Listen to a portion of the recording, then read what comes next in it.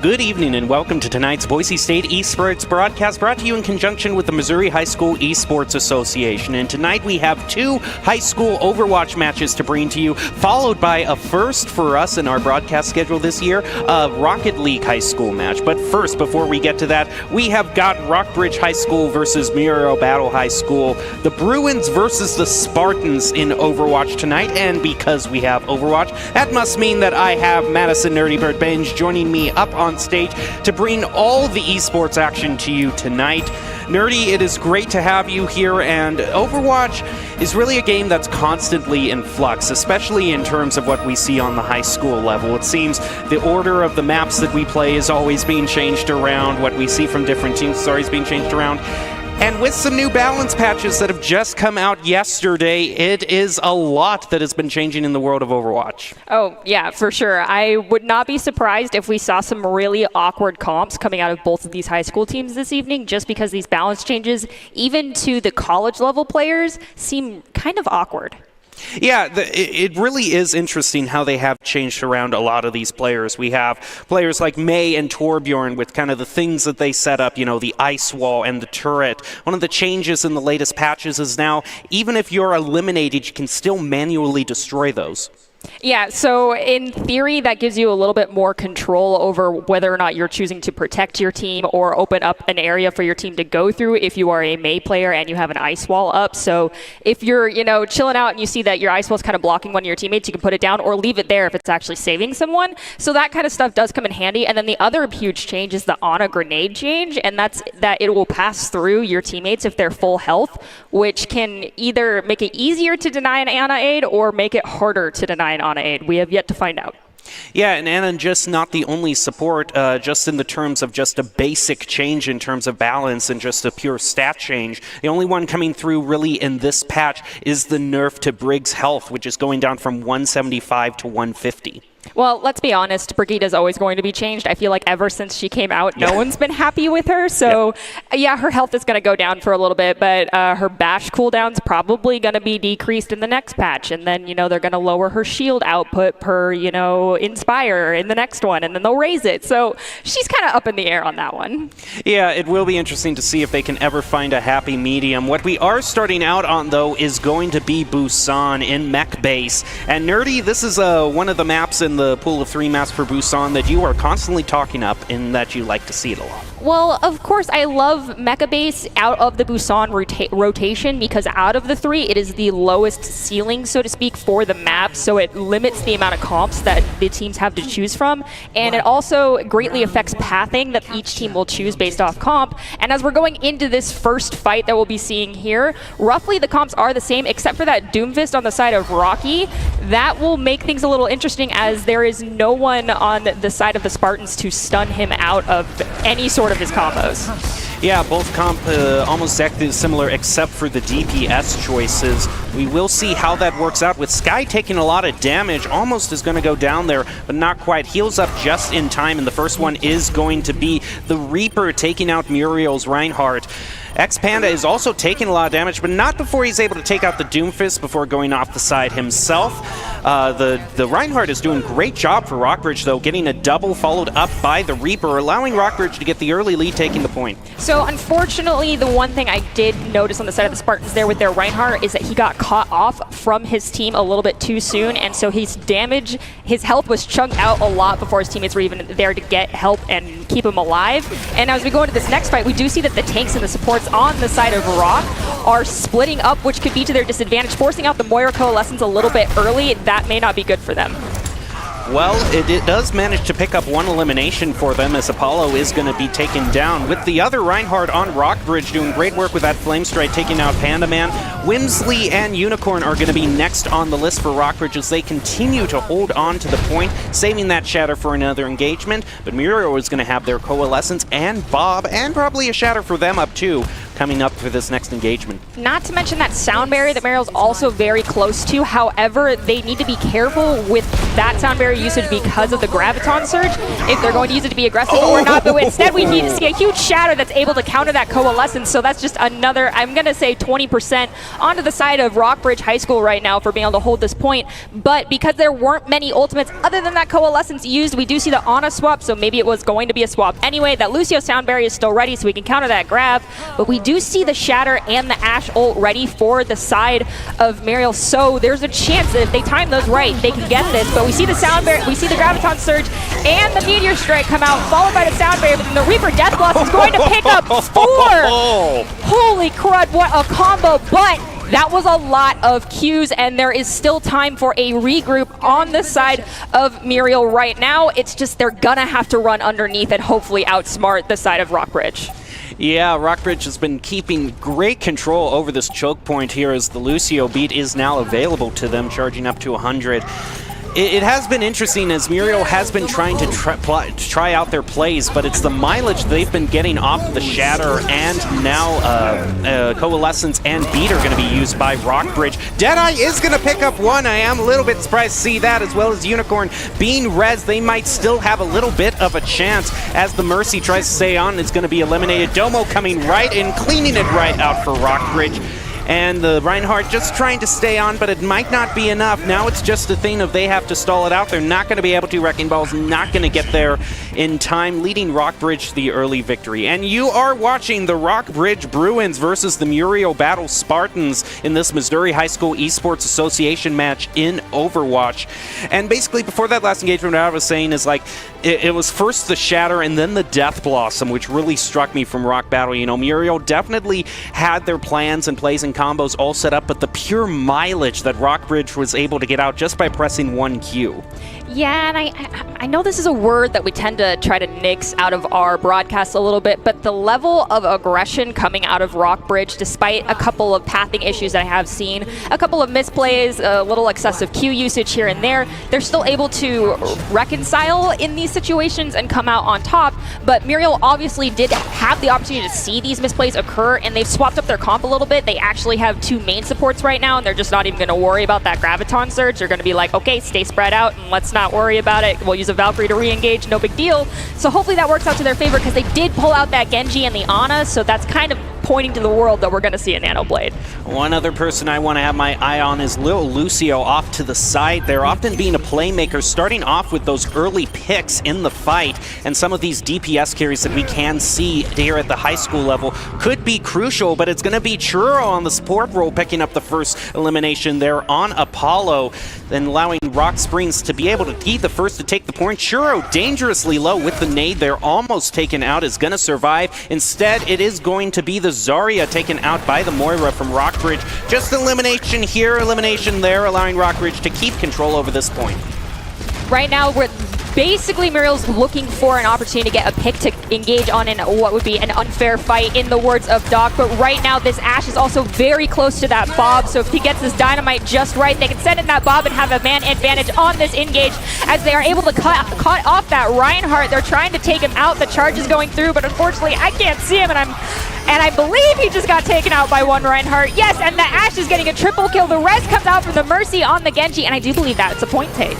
Not only a point take, but 2 Qs burned there for Muriel High School. Again, also using the Valkyrie and the Nano Boost. So it took an awful lot for them to use there. Rockbridge is going to be able to have the Shatter and the Beat as well as the Graviton Surge. Fortunately for them, they don't necessarily have the follow-up combo that they need for that, be it the Death Blossom or the Meteor Strike. They really don't need that follow-up, because if you look at the side of Muriel right now, both their supports don't have any of their ultimates. They use both already, so maximum healing output is not an option. If they are stuck in a Graviton Surge, there is not a chance that they will survive that easily unless an Ana nade protects the team, and it is a Hail Mary play, so to speak.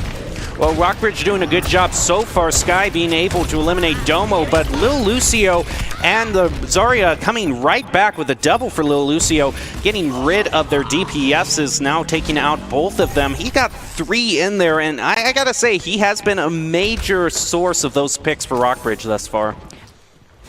I'm not gonna lie with you.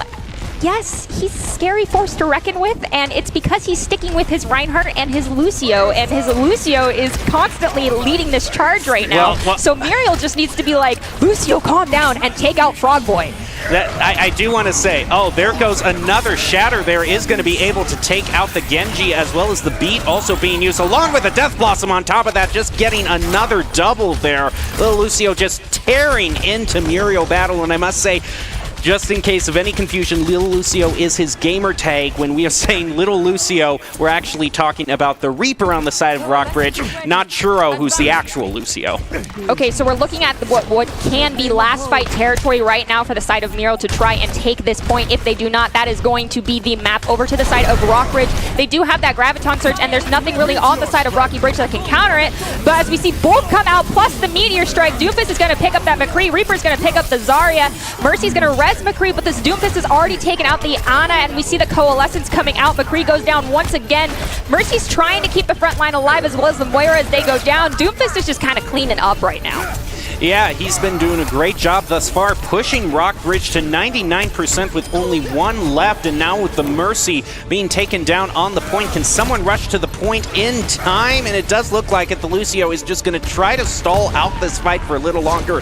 Gets eliminated by Little Lucio, but that's enough time for other members to come to the point as a Shatter is used there. Now the Wrecking Ball is going to try to do a little spin and win, as Wrecking Balls like to do on the point there. And this engagement is going to keep coming out until they finally take out the Wrecking Ball and the Reaper, allowing Rockbridge to take the first win in that match. Again, this is a match of the Rockbridge Bruins versus the Muriel Battle Spartans in this Missouri High School Esports Association Overwatch match. Not gonna lie, the Spartans did a beautiful job of staggering onto that point and trying to get the right people on to stall it out for as long as they possibly could. Hats off to you guys. Well, it has been a tough year, 2020, but Respawn Gaming wants to make it better, partnering with NACE and eFuse, and they will give away 250 gaming shares to 18 different collegiate/high school programs. Programs can submit a video showing how the Respawn Gaming shares can transform their program. Check out eFuse Official for more information on Twitter. I am sure you can attest, Nerdy, having some definitely cool chairs to play on stage definitely enhances your mood a little bit. Yeah, and your accuracy automatically goes up by 20%. Don't you know that? It's a well-known fact. It was so well-known, I didn't even feel the need to say it. Exactly. Because it just goes without saying. To everyone that's listening right now, if you don't have a racer chair, you need to go get one. So add that to your Christmas list and tell your parents it's a necessity, because you need it to be the best esports player you possibly can be. Well, and that's the thing, you know, that's the great thing about esports, is it gives the justification to the parents, and like they're scouting me. That's the real reason. They're scouting me. They have an offer on the table, and what is on the table in terms of maps is that we've got a whole lineup going here until the third match. So the next one we're going to be going to is Hanamura, followed by Dorado. So your favorite 2CP coming up in the second match here. Oh, yay. I actually am kind of hoping to see some cheesy strats come out because of all of these changes that have been recently made. I can't guarantee we will see anything cheesy like a Bastion or a Symmetra TP, but that could happen with the changes that have been made. I'm just saying to either team, if you did do that, you'll be making me a very happy person right now. Yeah, the Bastion, we've seen a lot of different Bastion plays. Statue of Liberty also always coming to mind for Boise State, and that they've been able to use that to great advantage. But should any of these high school teams be able to pull out a play like that, would certainly be entertaining, as we are going to head right into Hanamura here, a map that we haven't seen. We've normally been seeing Volskaya Industries in terms of 2CP on this high school level. And it looks like both of the teams are running relatively similar comps. However, on the side of the Spartans, we do see that BAP being picked right now. The supports on the side of Rocky, however, they're going with that Zen Ana combo, something we have not seen in a very long time. So I'm interested to see how that turns out. If they call those discords right, they could play into their advantage, but Zenyatta is a very easy target to take out because he's very slow, but both of these comps are slow, except for that Echo. So it's up to chance, I guess. We also do see a Symmetra on the side of Muriel, so I don't know if we'll see any really cheeky teleport plays. We are going to see as they go onto the roof, trying to go a little ring around the Rosie. The May wall goes up, trying to stop them, as all this damage is going to be pushed through that very small crack, and now the Mercy gets taken down. That's a great pick, but it's answered back by Lil Lucio going down on the Echo. Both teams are even right now. Muriel Battle down one healer. The Reinhardt is going to take a lot of punishment from the Sig, but it's answered right back with this Zarya still managing to even it out, and now Amplification Matrix is going to come out from the BAP, and that's going to allow a ton of damage to head onto Rockbridge, as 3, now 5 of their members are taken out, allowing them to get to the point. And there you go, Nerdy. There's that Symmetra teleport being used to great effect. Muriel, that was a gorgeous and very fast rotation. I honestly can say that, except for the Mercy getting picked off, which does happen, I totally understand. That was borderline perfect. Well, it is going to allow Muriel to push toward the second point with close to 6 minutes on the clock here. And I don't know, 2CP maps can be rather snowbally, so one engagement here, they could be looking at, 4.5 to 5 minutes still left on the clock. But Rockbridge wants to keep that from happening with Little Lucio getting rid of the May, putting Muriel at the disadvantage, but not until the Mercy reses her back up, putting them back up to full strength as Skye gets the ultimate ready. Gravitic Flux is available to Rockbridge, as well as both teams still have only one ultimate. Muriel sticking to that second level, not trying to go down, still getting hit with the Ananate there as 3 of them get hit with it.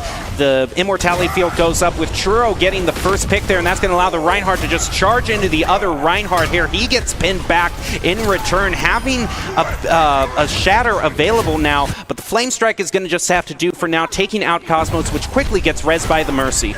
So this is being a drag out fight. It's actually kind of squishing together 2 of them since there wasn't a full reset on the side of Muriel. However, when we go into this next engage, they did not drop that Symmetra, so I'm fully anticipating all Qs to be hit at this point from both sides, and it's going to be an all-out fight after that Sim wall comes out on the point in order for one team to come out on top.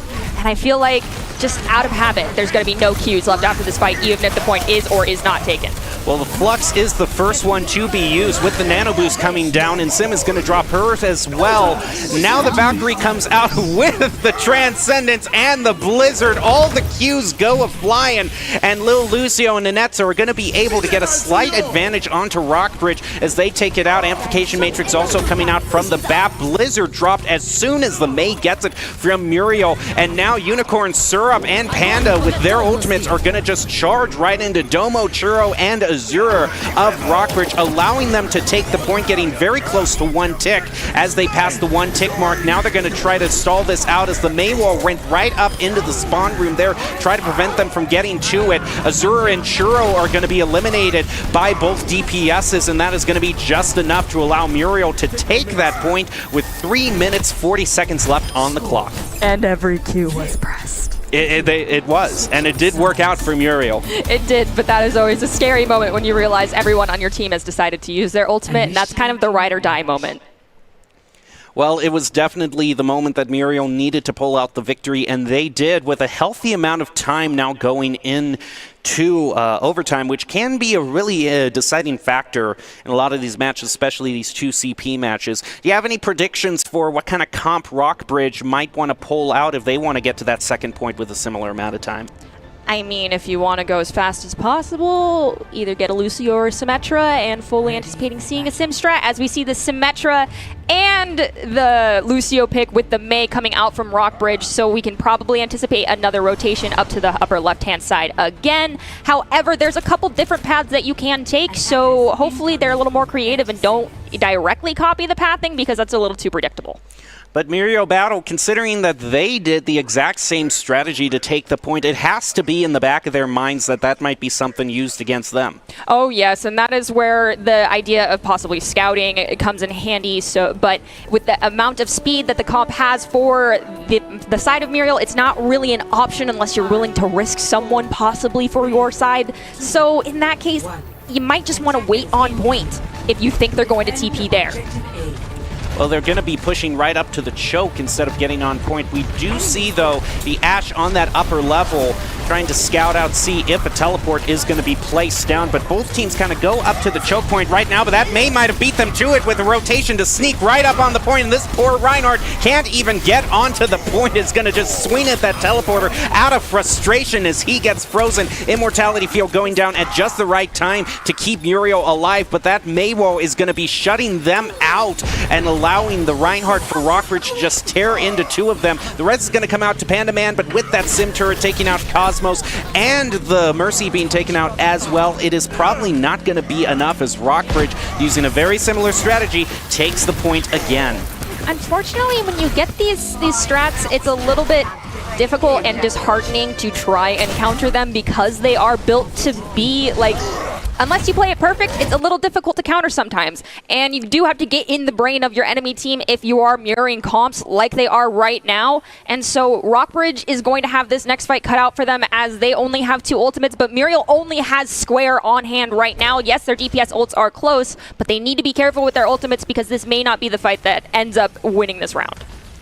Well, Rockbridge is going to be faced with that Maywall. Amplification Matrix does get thrown down by the BAP to push a whole lot of damage, with the Zarya is going to say thank you and take out the 2 tanks for Rockbridge. And they spend 2 ultimates of their own. Unfortunate, after both of their tanks go down, it's going to leave them with a lot less ammo for this Sex push as they have to go and reset. Unfortunately for that Moira right there, Coalescence, yes, it's a powerful ultimate ability, but at the end of the day, it is more for sustain than anything else. And you could see that Moira was doing more damage than support for her teammates. And so when you're not telling your team, hey, I got you alive, focus this target with me right now, no one's going to go down, and that's exactly what happened. So that was a waste of a support ult. However, it does have a really low charge time, so it'll probably be back up before the end of the next fight. Well, these Maywalls have been absolutely filthy coming out from Panda Man. Been doing a great job thus far as we see the Graviton Surge is going to come through, as well as Bob and a Shatter, plus a Valkyrie just on top of that, is going to allow Muriel to just allow the Ashe to tear through with 4 eliminations onto Rockbridge, with some help from good old Bob, of course. Yes, of course, Bob always has to help out in that case because he had to do something, right? He did something, you know, he did something. You wanted him to do something. I love that quote because it just, when you're panic ulting, that's just kind of the general thing that whatever ult you're using, you just press Q, please do something for me. Oh yeah, for sure. But going into this next fight, you can actually take a look at this Baptiste chilling out over by the Ashe. He has his ultimate ready. If he uses that in tandem with Ashe, there's a chance we'll see another Bob during this fight, which might end up saving the point, as we do see the Reinhardt already on the side of Muriel is going to be taken out with his Shatter. Baptiste has gone down as well because the Rein for the side of Rocky is just doing work. May has cryoed on point, trying to sustain, blocks that Reinhardt charge, but it's taken a little bit too much damage. Both the supports right now on the side of Rocky have gone down though, so I do not feel like this is the fight that they'll take the point. And Sky still managing to be a problem for Rockbridge up on that 2nd level, just sniping down with not only just their main weapon, but also the dynamite, putting a whole lot of damage onto Rockbridge. Is going to force them to start over again, and the Genji swap is going to come through for Lil Lucio. So I'm going to make an assumption here that Genji is going to be in charge of taking care of Spy, because Spy is just all over the place. Ashe has a lot of movement, granted it's a little bit slower, but Ashe and Baptiste are a problem, and Genji will kind of solve it if he's able to take care of them, so long as he has some backup, and that takes coordination. Well, Muriel is spread all out around. They were on both upper levels to the left and right. Now we're going to go down toward the point itself as Rockbridge still sticks to the 2nd floor there. No real eliminations coming out thus far, but the Dragon Strike is going to be available very soon for Domo. And there goes the Graviton Surge, as well as the combo with the Dragons. Domo is going to manage to take out Panda Man. That Immortality Field also being taken down, and there is another Shatter going on to Muriel, allowing Rockbridge to finally get the advantage that they needed. That is insane! A Shatter coming through in flying colors. Not going to be quite enough as a Blizzard is thrown on there, just trying to stall this out, as well as the Coalescence to give Rockbridge a little bit of sustain through that Blizzard. As they go up to the 2nd tick, now it's a matter of trying to drag it out, but Rockbridge has found their footing. And the respawn timing is going to have to be what Muriel relies on. Yeah, right now when you have 6-man on the point, it does actually increase that respawn timer by 2 extra seconds. So the spawn time for the defending team is extra long right now. As we do see, Lucio has that sound barrier ready, hasn't even popped it. So the sustain on this point is there. They have a footing. He's choosing to hang on to it. might use it in celebration as the timer goes off. We don't know. As we see both the Reinhardts just collide on point, the Lucio boop is going to take care of everything. Sound barrier's still there, and Rocky manages to take the point with just under 2 minutes on the clock. It's going into overtime, this one. Both teams tied at 2 points.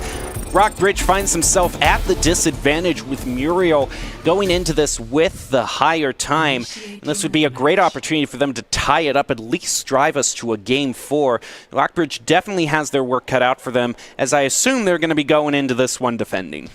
Yes, if you have less time on the clock. Actually, no, they're attacking first. If you have less time on the clock, you need to be attacking first. The defending team is always the one with more time. However, that 2 minutes is equal to about 2.5, if not 3 fights. So if they can't take it on the first try, they've got 1 extra chance. If they don't get staggered, they'll get 2. Well, they're going to be using that Lucio, trying to get to them that point with as much time to spare as they can get. Both teams, though, still using the Rein Zarya composition. We haven't seen any kind of deviation from that thus far. The only deviation we've really seen in the lineup with the tanks has been the Sigma used. One of the team used them in place of the Zarya, but it's been pretty standard thus far in terms of that kind of comp. I feel like that might be partially due to the meta that is being forced right now. It's this half-price goats once again that we actually do see Rockbridge using right now. But we do see on the side of Muriel that they're choosing to stick with that Mei and the Hanzo combo. I'm possibly using the Mei to big brain play, take out a TP. That's not going to exist for the side of Rockbridge right now. So that might play into the favor of Rockbridge because of an improper prediction made on their play.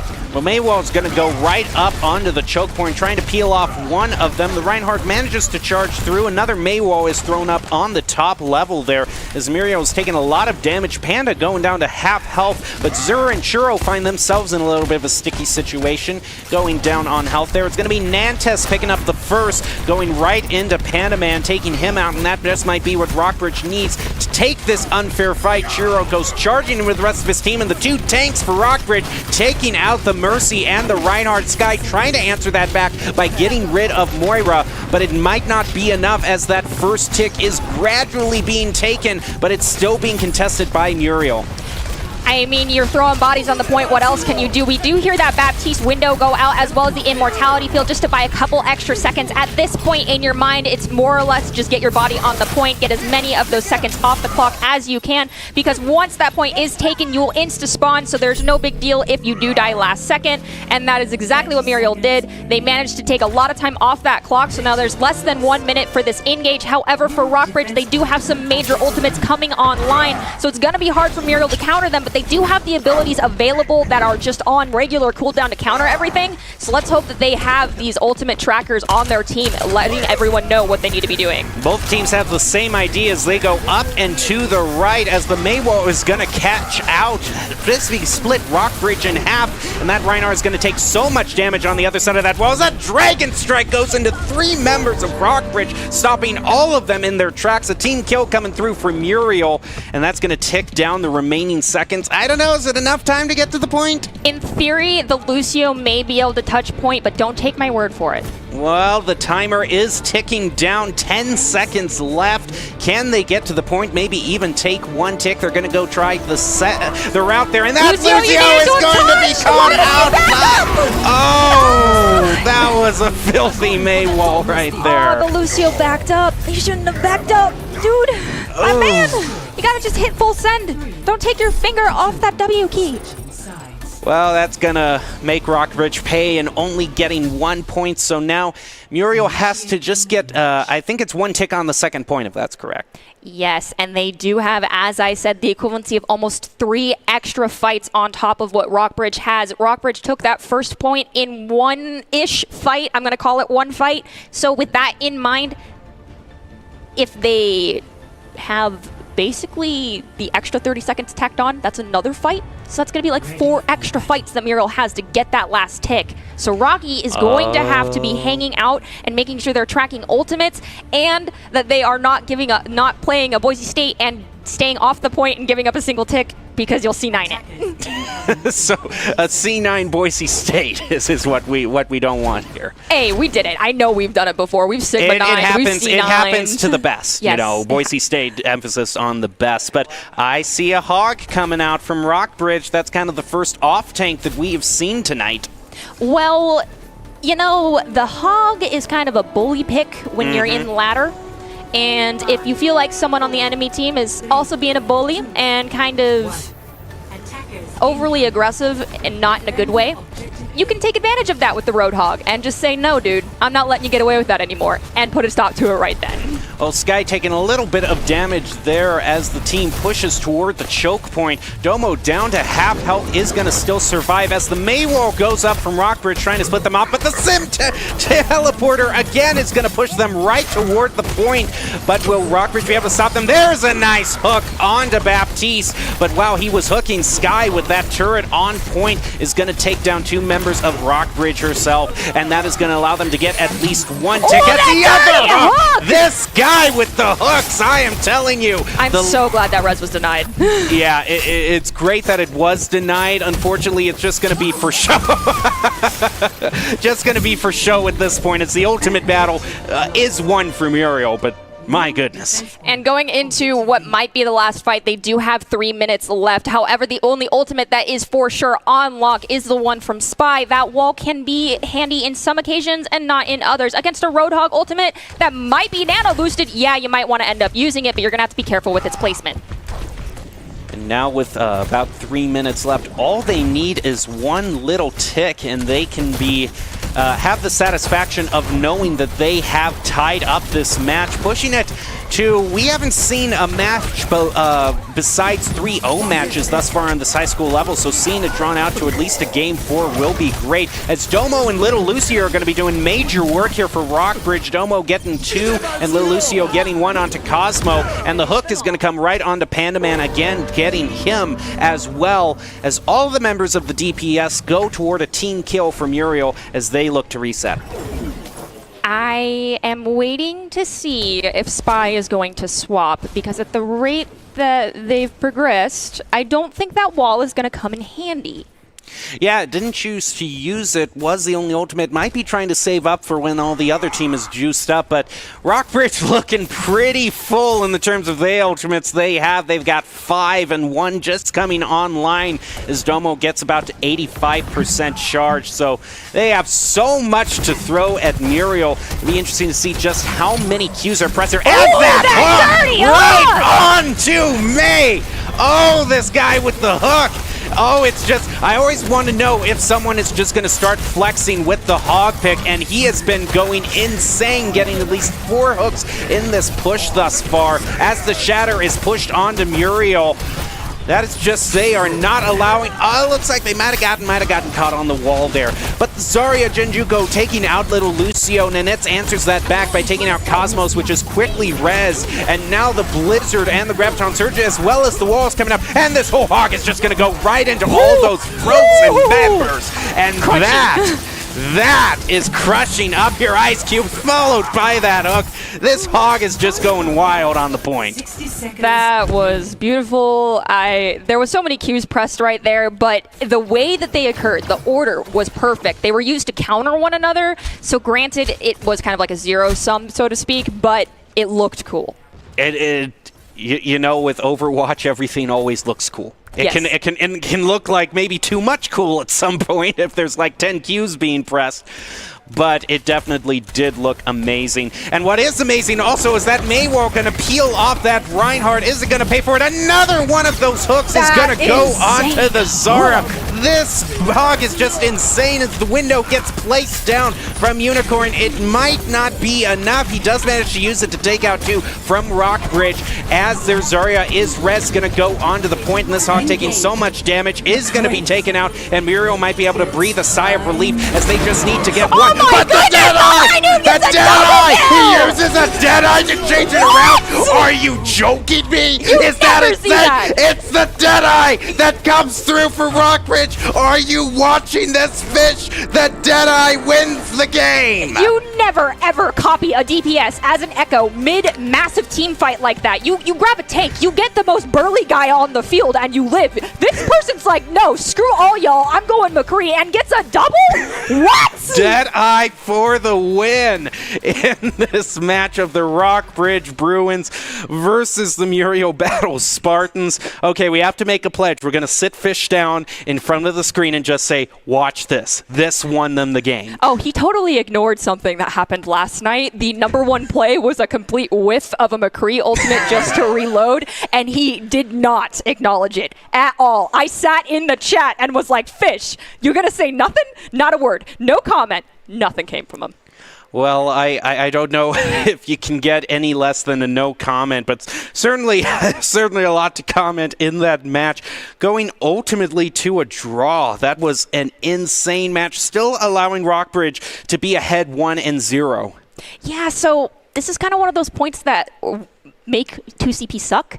The fact that you can draw, it's all of that time, all of that effort, and if this were a ladder game, no SR was gained from all of that sweaty gameplay you just did. Granted, it was a blast for both of these teams, and it kind of just let them go toe-to-toe with one another and show each other what each of them had to offer, so to speak, but now they have overexhausted themselves more than they're used to, and we're going into another map. So hopefully they're ready for it and have their energy levels high enough to handle it. Yeah, that next map going to be Dorado on Payload. Oh, no.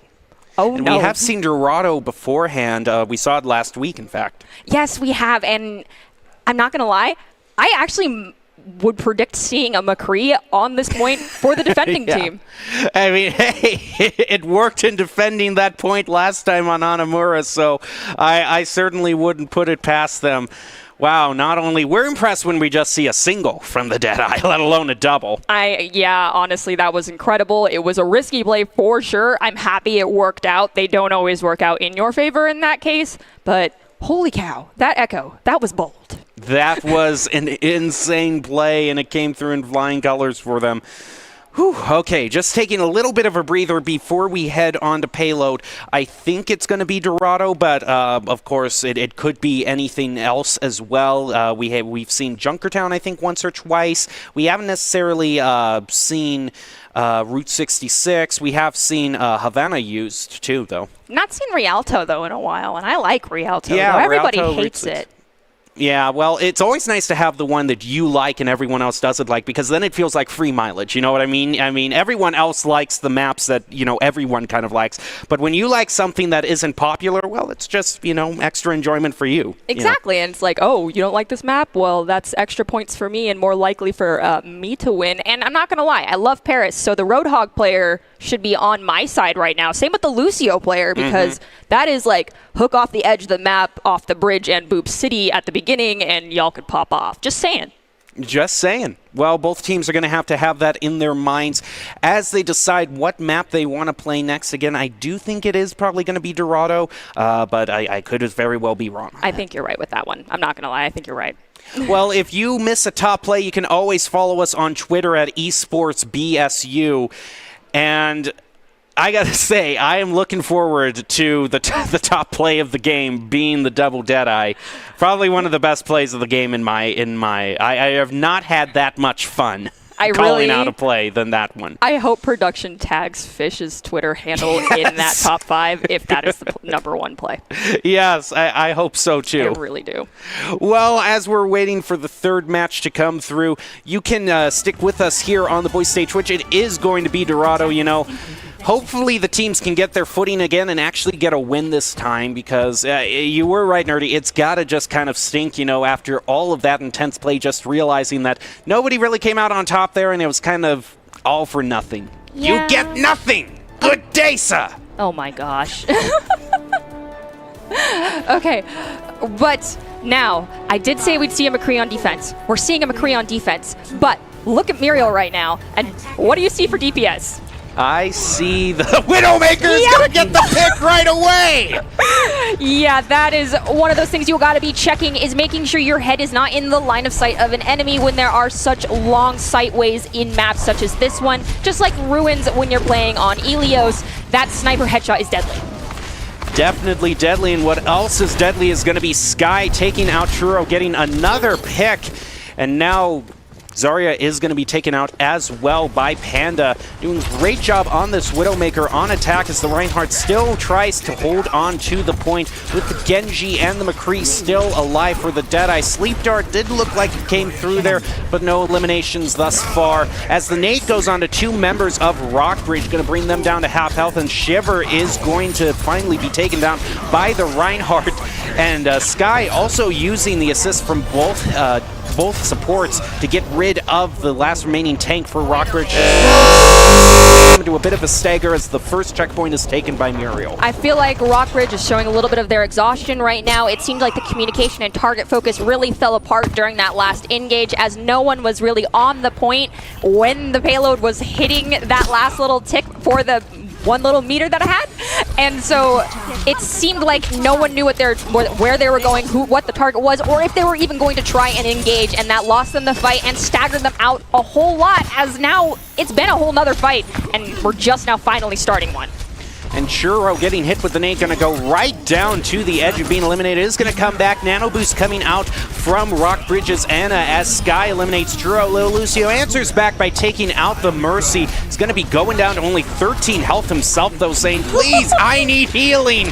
What a surprise for the Genji to need some healing. And now Muriel has 2 ultimates available to them as another nade is going to be taken advantage by Lil Lucio. Does deflect a bit there. Nano Boost coming out from Muriel as well. Cosmos just goes right into the other Reinhardt. A Shatter also being used. Slowly but surely, they manage to get the eliminations they need as Sky, Panda Man, and Jinjuko all get one for themselves, going up to the second checkpoint. I predict a possible re-engage with a Genji Blade, followed up by just a Reinhardt going ham with a Shatter and everyone playing Cleanup Crew. As we do hear the Genji Blade come out for the engage on the Mercy and the Shatter! Both the supports go down! The Widowmaker picks up that Reinhardt, and the Genji picks up Hanzo and Zarya, so they are able to sustain on that point. Beautifully done, Rockbridge. Now what Rockbridge has to keep in mind is that they used everything to defend that point, and Muriel is going to have 3 ultimates. The first one they use of the infrared sides, giving them a little bit of intel before they're ready to take the point. Right now, that Reddit Lucio that Rockbridge has is probably quaking in his boots a little bit because he knows the Zarya on the side of Muriel has that Graviton Surge, and he does not have his ultimate ready. So he's going to have to pray he gets it up, or his Ana can get a nade onto that grab just long enough to keep them alive for him to get that sound barrier off. But Muriel might just have this next fight in the bag if they pop this grab soon enough. But Lucio's ult ticker is going up as we do see that Widowmaker get taken out. The Genji has dashed through. Lucio's going down to Widowmaker as well. The deflect has come out. Genji is trying to go toe-to-toe with his Widowmaker as the rest of the team is just getting pushed forward. The tanks on the side of Rockbridge are getting forced backwards because they don't have enough support. The Nano Boost comes out. They're hanging on to a grab as Genji goes down. This Zarya is high charge and trying to take out this Rein, but that pin might be her undoing. She still has this grab. She is being so hesitant with that Q. That is some great control as the Earth Shatter comes out. There's a huge anti going on the backside. This Mercy trying to keep her team alive, manages to get that res off. That was a little insane. And this Hanzo and Zarya are just now playing cleanup. Yeah, they're just going to try to keep Rockbridge. It looked like one of the members trying to stall it out there. They're going to take the second point, push on to the home stretch here with a little less than 4 minutes on. They have that Genji off to the side they got to worry about. Sky definitely has him in his mind. Sky on fire, by the way. Orange really doing a great job on this Hanzo.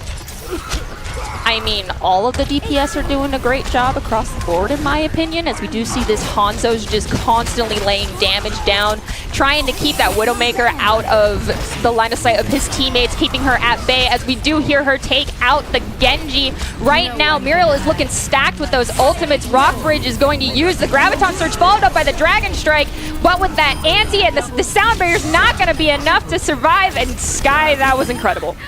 And now Muriel just has to try to coast into the final parking spot here. Is going to get a great pick onto Azure there. Going to stagger them out, and that is not going to be good for Rockbridge as they don't have time to wait. Azure now respawns, but Shiver is very low on health, as well as Churro. The Reinhardt also taking a bit of damage as the Mech and Baby Diva are eliminated by Muriel. And now Lil Lucio is also going to get charged into by the Reinhardt. Cosmo also taking out Churro as well. Both supports down again for Rockbridge. And that allows Muriel to just cruise right into their half. 2 minutes, 38 seconds left to their name as they take the final point. There were some key staggers that Muriel managed to get there near the end, especially on that Ana. And then when Rockbridge tried to make that swap over to the stall comp, they could not get bodies on to the point in the right order, such as send the big guys out first and then follow up with the little guys. Just did not work out in their favor with the order that they died in, and sometimes that's just how it is. Now Muriel is going to be going on defense with Rockbridge. Now going to try to push on attack. And that Widowmaker sure worked out for Muriel. I don't know if Rockbridge, how good one of their DPSs feels on Widow. I don't know, considering we've seen a Hanzo, but Hanzo and Widowmaker mechanics are different enough that I can say I'm not going to expect a Hanzo player to be as comfortable on Widowmaker. Well, we do see Little Lucio here.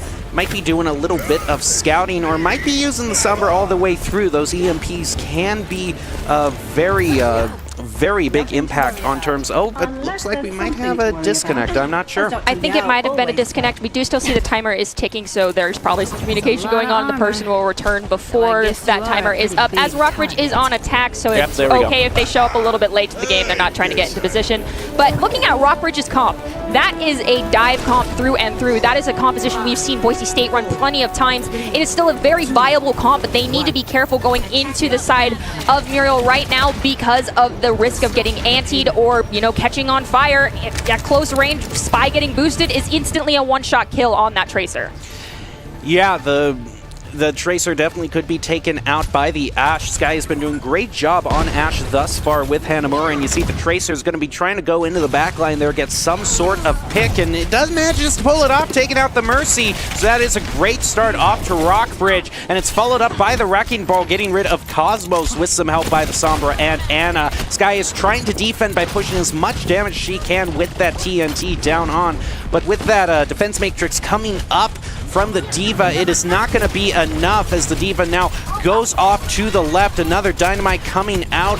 Still no eliminations. Diva is now focusing all of her attention onto Sky, who ducks down to heal out Cosmos, picking up the limit onto Churro, pushing Rockbridge at a disadvantage now as Muriel, it might be able to defend here with that one pick. Because of the split focus that is coming out from Rockbridge with that Ashe on the back line and Devo kind of paying a little bit too much attention to her. I have been guilty of that myself. It allowed for this very clean engage from Muriel that should not have actually been completely pulled off. Looking at Muriel's comp, they are basically kind of stuck together. Their Ana is a bit a sitting duck as well. They're slower moving, whereas the side of Rockbridge is meant to disrupt, dive in, dive out, and disable people. That is the exact counter comp to what Muriel is running right now. So in one or two fights, I feel like Muriel may need to swap if they cannot hold Rockbridge at this point. Well, both teams do have the equal amount of ultimates thus far, as the first one is used with the EMP going on to 5 members of Muriel, and Cosmos is going to be the first one taken out. As the Diva takes a lot of damage too, as both support ultimates are used, Valk and Nano Boost. Diva Bomb coming through, not going to pick up anybody there, but the res is going to come through on Cosmos, so now that initial elimination might be for naught as Rockbridge gets one of their members taken out, and the Zarya, my goodness, going right into Rockbridge, taking out 5 members of them. Lil Lucio picked up at the end there for a team kill as Muriel holds them before the first checkpoint. Muriel's doing an incredible job with this hold right now. They're in an open space, which plays into the advantage of Rockbridge's comp more than their own, as we do see Brockbridge is kind of changing things up a little bit, going away from that Wrecking Ball pick in favor of the Winston, and they've swapped over to the Doomfist, so they're relying a lot more on the confusion factor for this next engage than they were previously. They do have that Lucio sound barrier that they can use aggressively because that Graviton Surge has already been used, and they do have Diva Bomb almost ready to go, so if they can line everything up perfectly, we could see them take this point.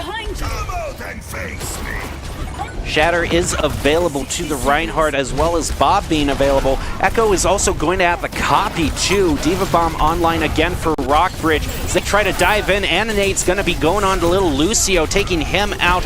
Monkey answers back by taking out the Ana as the beat, and Diva Bomb is going to come through. Diva Bomb going to pick up one, get rid of Sky, and now Mercy also taken out by Shiver. Here comes another Diva Bomb going through from Panda, is going to take out Monkey, and Shiver answers that back by taking out the Reinhardt. Eliminations going back and forth. Rockbridge manages to find themselves at a slight advantage. 1 up, now 2 up as one of their members respawns, and that's going to allow them to push to the first checkpoint, but with only less than 20 seconds left.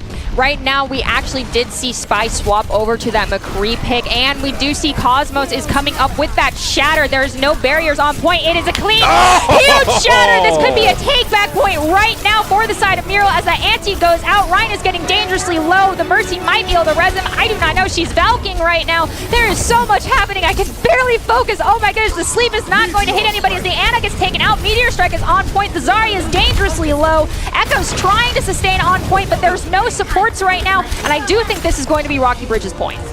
Yep, the last main member, Sky, there just kind of backed off the point there. At that point, it was kind of lost for Muriel. Rockbridge managing to get the first checkpoint, but it took all of their time, so now they're going to only have about 2 minutes to get to the second. I mean, it's still winnable with 2 minutes on the clock. It's just now they do need to be focusing on both pushing the payload and making sure they're winning fights, and they're not going to have as much leeway to leave the payload for a little bit of time and not let it get pushed. Well, you saw the Tracer going off to the right there. Might be trying to get another pick like we saw in the first engagement. It doesn't necessarily look like one is coming through. You see the Doomfist also on the second floor up there.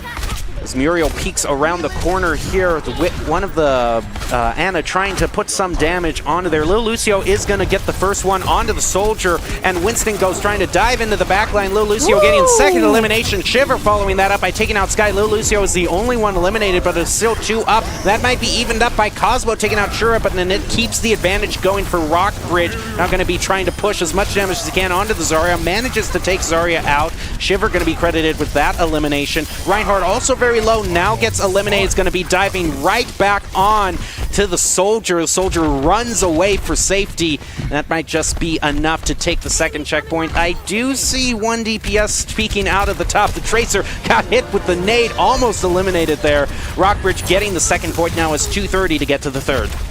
Rockbridge needs to be careful, though. On the upper left-hand side, I don't know if you caught it, there was a McCree chilling out there, and he does have Deadeye. However, a Diva can pretty much shut that down instantaneously if you play her right. So I don't know if we'll see a big play come out from that, as we do have Winston diving in on the backline once again. This worked out in his favor last time, but this time he's going to get antied, but Doomfist and Tracer are going to be able to pick up both Zarya and McCree, as well as the Reinhardt. And unfortunately for Monkey, though, that's going to be the end of his dive. Yeah, just a little bit too chippy there.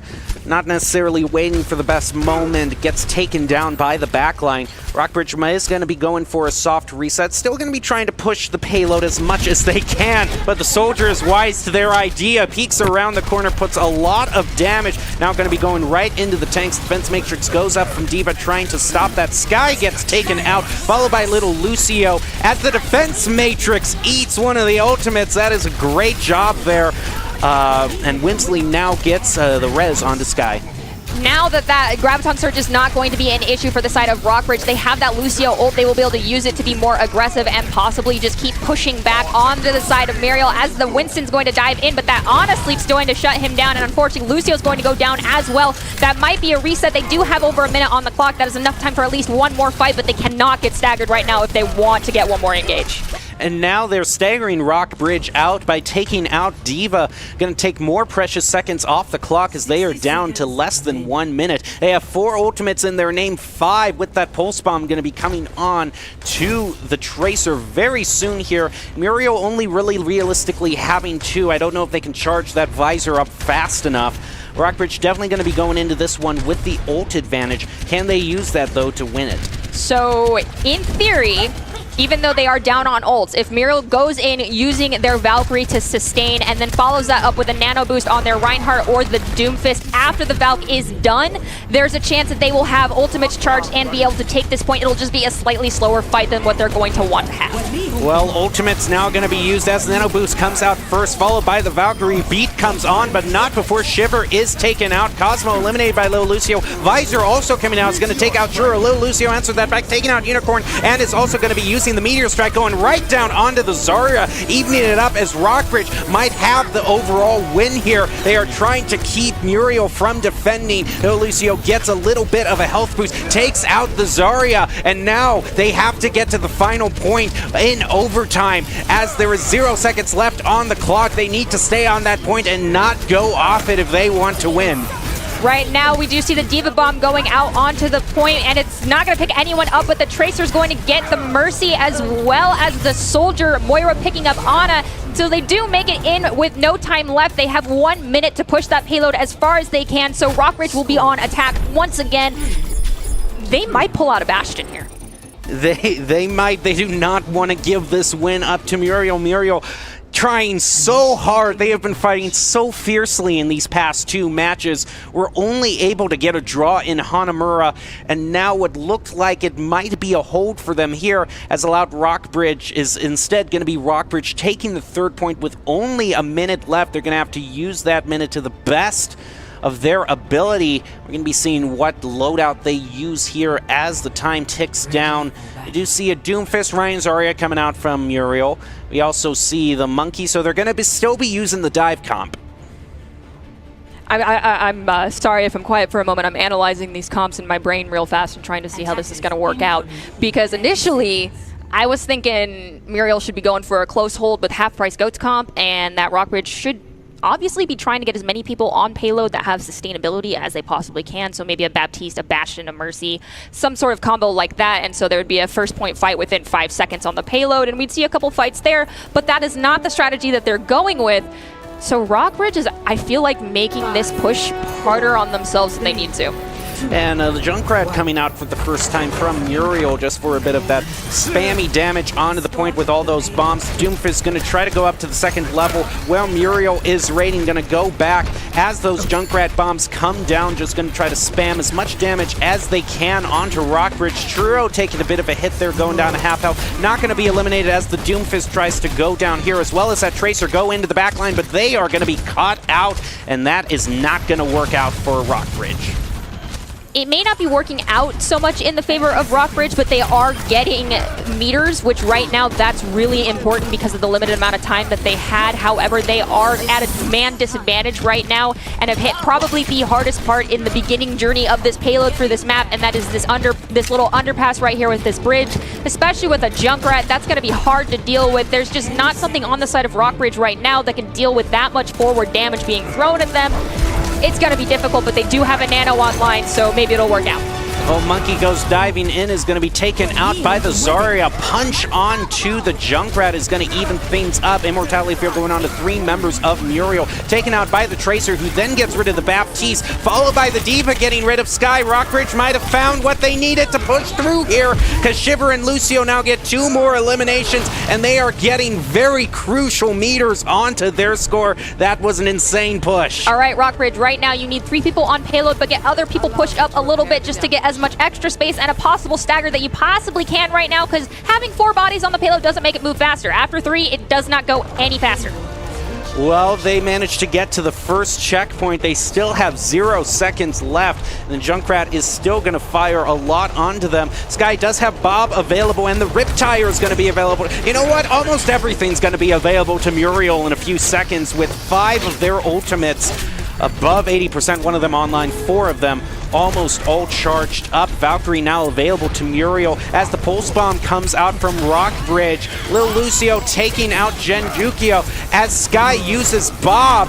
Will that be able to get any eliminations? Meteor Strike also being used by Lil Lucio. Will it come out to anything? No, but the Riptire goes on to 2 members of Rockbridge. That might be what Muriel needs to hold, as the Valkyrie is going to try to sustain them just a little longer. Window also comes out, as well as the Shatter too, so Muriel throwing everything they can. Diva Bomb ain't going to pick anyone up. Panda Man Cosmos picking up 2 eliminations there. Muriel does find themselves at the advantage, finally manages to hold Rockbridge there with 4 points. That was a fantastic hold on the side of Muriel's part. They knew that they did not need to force an engage in that small area at checkpoint 1 because there was no time left on the clock. They had so many ultimates in their pocket. They waited for the payload to move to a more enjoyable space for their fight to occur, and they took it for the win, basically, so to speak, because there was such ultimate control usage, target focus. I don't know if anyone else caught it, but when that Doomfist was using Meteor Strike, there was an immortality in the field that went out instantaneously. Someone took care of it for him. He landed, didn't take anybody out, but definitely got some of the team, especially the supports, low enough to cause a problem. That was incredible. And now with 40 seconds left for Rockbridge and Muriel to gather themselves, decide what they want to run. Rockbridge still on this dive comp. Muriel going to be going with Rhine and Wrecking Ball. I'm a little confused, but we'll have to see, considering Wrecking Ball is an interesting play style, regardless of what team comp you're running with. As we've mentioned, well, at least I mentioned, he likes to basically just disrupt everyone's gameplay. That's his job. But right now, I'm more interested in the fact that Rocky is actually using the strategy I talked about. So about 5 seconds after that timer finishes, they're going to be taking this first fight on the payload because they need to get as much time off that timer as possible. So they're going for a 3-fight strategy right now. Hopefully they engaged a little too quickly right here on this payload, but that's okay. They're looking to get 3 fights right now as the Reinhardt is able to take out Sky. So they're already being a little successful as the Rez is not going to be coming out, and the Reinhardt's going to be able to pick up another one. The Pharah is in the sky, though, doing work, as we do see the Mei on the side of Rockbridge has gone down. Reaper is teleporting, trying to get some sights probably on that Pharah right now, but I don't know if he's going to be able to do enough damage. Well, the Reaper did get a very nice hit onto the Pharah, and not enough to eliminate her. Anti-Nate going on to 3 members of Rockbridge. Going to take out one of them as Churro gets eliminated. A lot of damage going on to Muriel there, as this Reaper is just going all around doing whatever he wants to do. Coalescence taking out the Pharah there. Muriel find themselves at the disadvantage. Ryan comes charging in there toward the center. Lucio still hanging out around the side, not letting himself get caught out by anybody thus far. Lucio's doing a great job of surviving and getting out of the fights before he goes down and able to re-engage, so there isn't a fight where the side of Rockbridge is going to be out both of their DPSs. We do see the Shatter go out onto the supports of the side of Muriel, is going to be able to pick up the Ana and the Zarya. It looks like Sky then got Lelucio, but the Reinhardts duked it out, and Rockbridge came out on top. Well, they've managed to burn more than a minute off of Muriel's time reserve now. And now it's starting to get into the point where it might start to be looking good for Rockbridge, because 2 minutes to get past the first checkpoint, maybe a third into the second.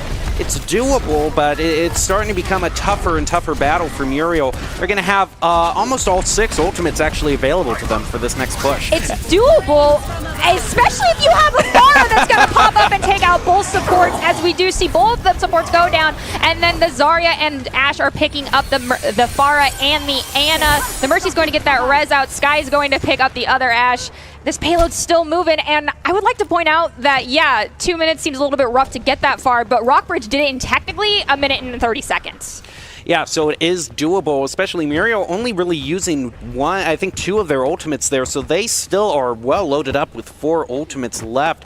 Rockbridge is going to have 4 ultimates available to them, though, as that Coalescence and Shatter come online.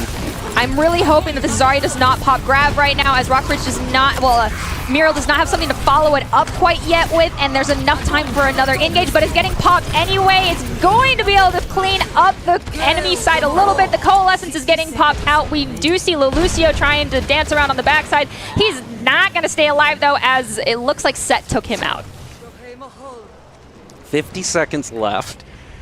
Definitely doable, but it's getting to the point here where they're going to have to do the same thing that Rockbridge did in their point. They might just have to be, have someone on the payload at all times because they're getting into 0-second territory now. That's okay, it's doable. However, Muriel is going to have to really be careful with these ultimates. They only have that Valkyrie and the Shatter. They're going to have to rely on Val kind of as an ult battery, so to speak, and boosting everybody while the Ana's more focused on keeping people alive. The Valkyrie is getting popped early before a full engage even happens. The Bob is out. Reaper, Lelucio is going down. Bob is not getting slept by the Ana, which is a bit of an interesting choice right now, as it's just kind of a damage dealer being set out in front of her enemy team. This Ashe is just pummeling so much damage forward right now. I do not know if we're going to see anybody touch that payload.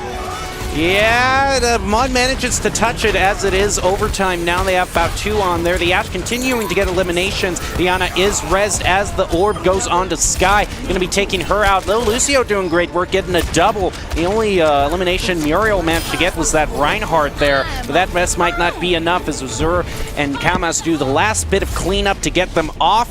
And Rockbridge taking the victory there with only 1 minute in overtime. That's going to be enough for them to be victorious despite that draw we saw earlier. They managed to get the victory.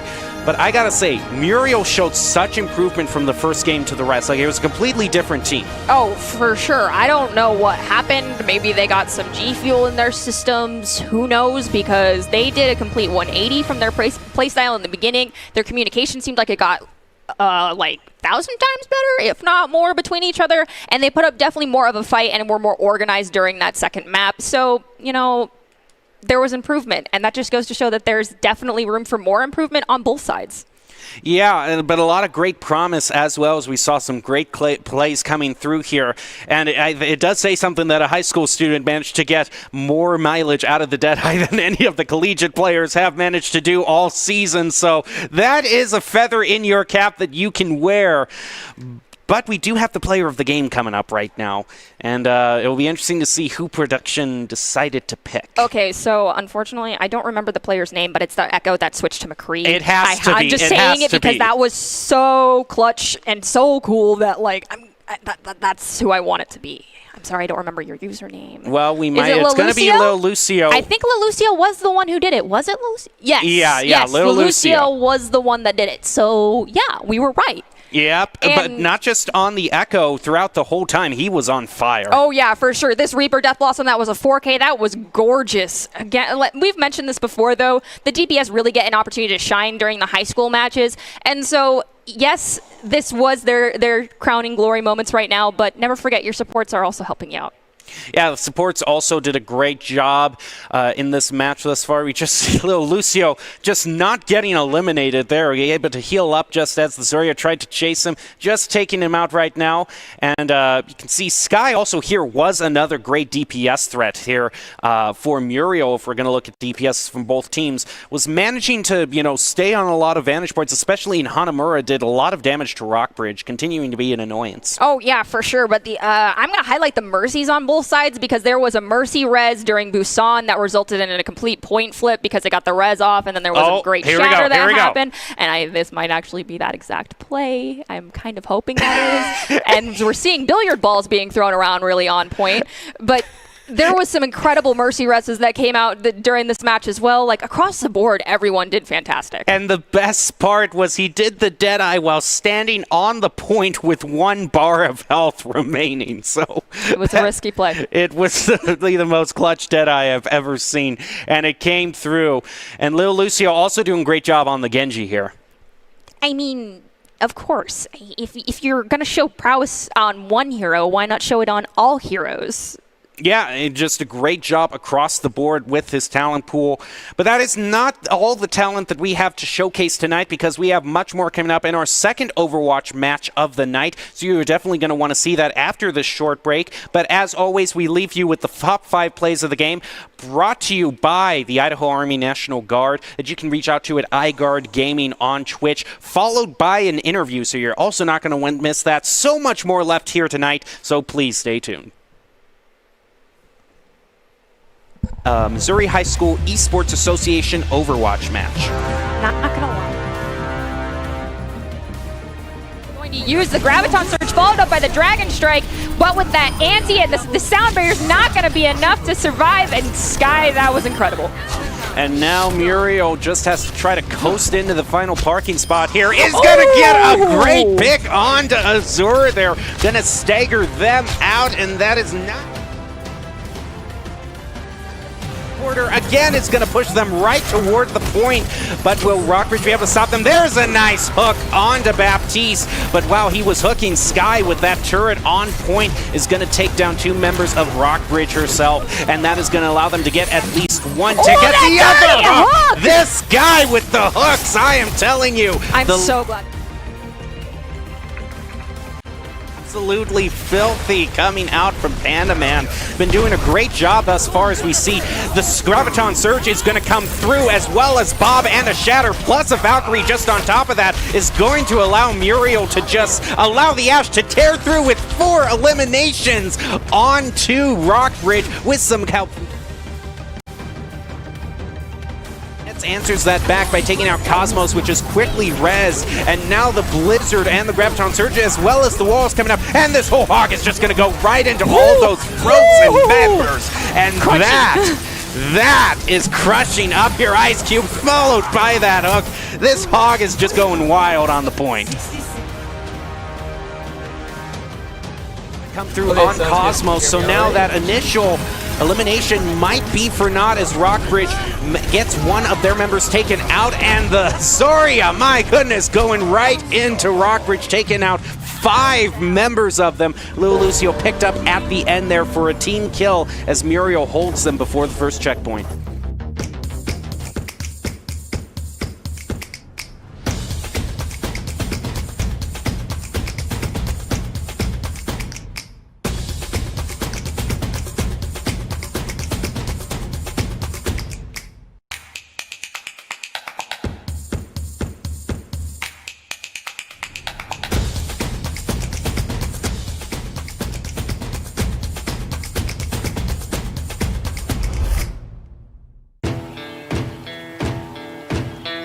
Here in Idaho, we do things a little differently.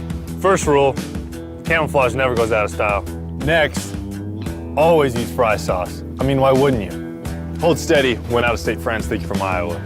We call it pop, not soda. We always put a lift on our pickups. And we always buckle up because we still have a lot we want to do, and I'm guessing you do too.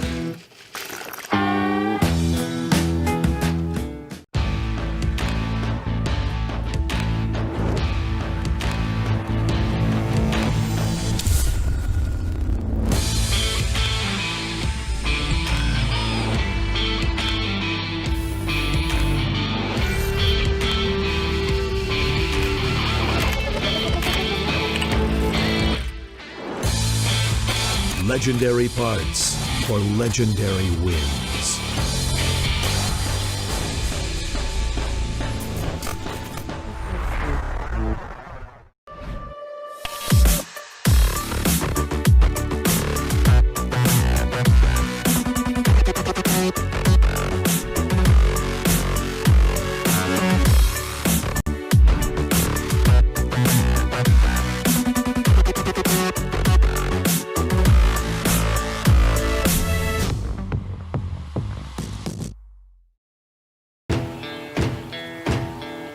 Growing up in Idaho, we have certain rules we live by.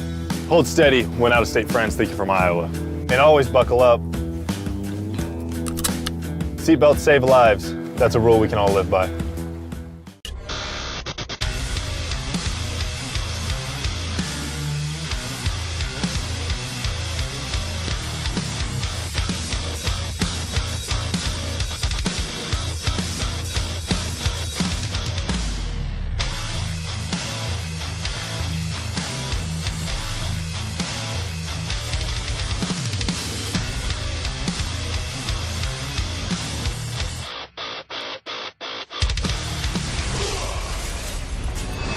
Visit NationalGuard.com to begin your Guard adventure. Welcome back to tonight's Boise State Esports broadcast, brought to you in conjunction with the Missouri High School Esports Association. We have just finished watching an amazing match in Overwatch, and before we get to the second match tonight, we are going to be joining by Tony Grignani, the Missouri High School Esports Association president, joining us right now, also known as Dr. G. It is great to see you, Dr. G. I just got to say, based on all of what we have seen thus far in this season, we have been seeing great games coming through here from the Missouri High School Esports Association, which is in its first year. Just tell us about how this first year has gone for you.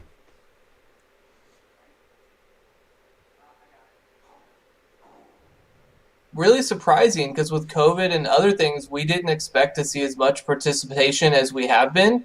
But we have over 40 schools here in Missouri that have jumped at the chance to get involved in esports, and we have more schools joining us weekly and getting involved. And so it's a really exciting atmosphere here in Missouri.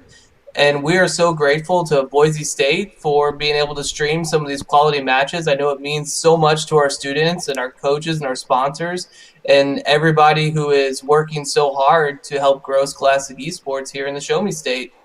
Yeah, speaking of, Missouri to Idaho, almost 2,000 miles separating us, and yet it just feels like we're playing in our own backyards here. When we kind of meet these new programs, we want to learn more about them, the students in them, more specifically the games they're playing. What kind of games are being showcased in this program? So we have 2 seasons. In our fall season, we're playing Rocket League and Overwatch. And then our spring season is going to launch, registration is going to launch in December. And we are going to be doing some Super Smash Brothers, as well as working with some Missouri colleges to showcase our very talented high school esports League of Legends players. Yeah, League of Legends definitely a mainstay, and very nice to hear that Smash is being broadcast too. Nerdy off camera just kind of went, nice choice. So great. It's going to be very exciting to see what kind of talent can get showcased there. Just what kind of brought you to being involved with Boise State Esports? Like I said, 2,000 miles kind of separating both states. What kind of caught your attention in wanting to partner up? Well, I got to give it to Coach Haskell and Doc Haskell and coming to us. I think he's a very big proponent of the power of esports and how you can use it to engage students that maybe aren't engaged in the academic environment. And through his connections with Coach Michael Jones at Drury University, he came to one of our PD sessions where we were teaching our coaches about Rocket League and Overwatch. And he reached out to me and said, we would love to stream your matches. And it was kind of like a rock star coming to you and say, hey, get on stage with us. And so we were like, absolutely, let's try to find a way to do it. And so we've been just so grateful for that opportunity. And I know our students and everybody else love being able to tune in Friday nights to see their matches. In fact, our Discord chat is almost got like a little watch party going on every Friday night to see their high schools playing. So it's been really cool. We've built quite the family around this. Well, it's great to see that much enthusiasm. With so much enthusiasm, I want to leave you on this final note because it is all leading up to one final event, the first championship coming up. Can you tell us a little bit about that? Yeah, so you saw one of the matches from our consolation bracket. We'll have our Missouri teams that have qualified for playoffs start their journey towards the first ever Missouri State Championship, and we're hoping to stream those semifinal matches in the state championship here in December and into January. As you've seen on your stream, we have some very talented programs here in Missouri, and I think we're all really excited to see some of the best face off against each other to be the first ever Missouri High School Esports champion in Overwatch and in Rocket League. Well, thank you very much for joining us. I'm going to let you get back to all the excitement that's going on in Missouri. Certainly a lot to watch and a lot to enjoy, so thank you so much for joining us. Thank you for this opportunity. We are very grateful. And we are going to be going right into the second match here. And I got to say, this might be a mascot mirror match we're looking at here, Nerdy. 2 tigers going up against each other. Okay, to make this easier on myself, I'm going to definitely be calling one Ozark, and that is probably how it's going to remain. The other one, I'm gonna not to do Tiger either. We're gonna have to come up with something else. Yeah. We're going to avoid the mascot. No, we're just going to have to go full proper name here and just go. It's gonna be a little bit alphabet soupy at times, and I apologize, but Tiger and Tiger, red Tiger, orange Tiger. I believe that's the first time I've seen something like that in broadcasts. For us, I think it is, but Tiger. Yeah, it's the Tigers versus the Tigers tonight in the second match of Overwatch. And it's going to be interesting because so far tonight, we haven't had kind of a recurring team. Last week, we had Blue Springs, be in both games, and obviously a team with a lot of talent there. But we're seeing completely new teams and a lot of new talent being brought here tonight. Hey, personally, I love it. I love seeing new talent, new usernames, new faces, kind of. Well, both teams, even if they are new to our broadcast, they can always benefit from Doc's keys to the game, which in Overwatch are going to be to understand your comp and the playstyle that goes with that. Focus on each fight. Make sure you have that pre-fight target priority and commit together. Work as a team. Doc's keys to the game brought to you by Account Identity Trust Global Network, which delivers real-time fraud protection, account protection, and enables personalized customer experiences for more than 9,000 leading brands and payment providers. Linked by Account's award-winning AI, the Identity Trust Global Network analyzes signals from 32 billion annual interactions in order to personalize user experiences across a spectrum of trust, from frictionless experiences to blocking fraud. Quick and accurate identity trust decisions deliver safe payment, account creation, and login events while reducing digital fraud, chargebacks, false positives, and manual reviews. You can find out more at count.com. And now we head into the second match of the night. I wonder if we were gonna be starting out on the same map. We started out on Busan last time, but it could be any map, although I'm still thinking that we're gonna be starting out. Oh, it's gonna be Busan again. And it's going to be the Ozark Tigers versus the Hollister Blades, actually. So even though they have a tiger, we can call them the Blades. So. Okay, that's fine with me. That's that makes a relief. It a lot easier. And looking at the compositions of both teams here, we see a Reinhardt Orisa without any sort of Lucio. That's a very, very slow tank combo. And in order to get to point, which is that comp, you need to stay together and stay on point and stay in a small space. They're going to have their work cut out for them, as this other team is going with more of the dive composition. They do have the Wrecking Ball, the Diva, the slowest hero really being that Reaper. But Reaper's probably going to be sticking with the Lucio, so he's not going to be that slow. This is going to be a hard fight, but that first pick on that Lucio onto the side of Blades actually might be the undoing for that engage for the dive squad, because Lucio is so important to that comp.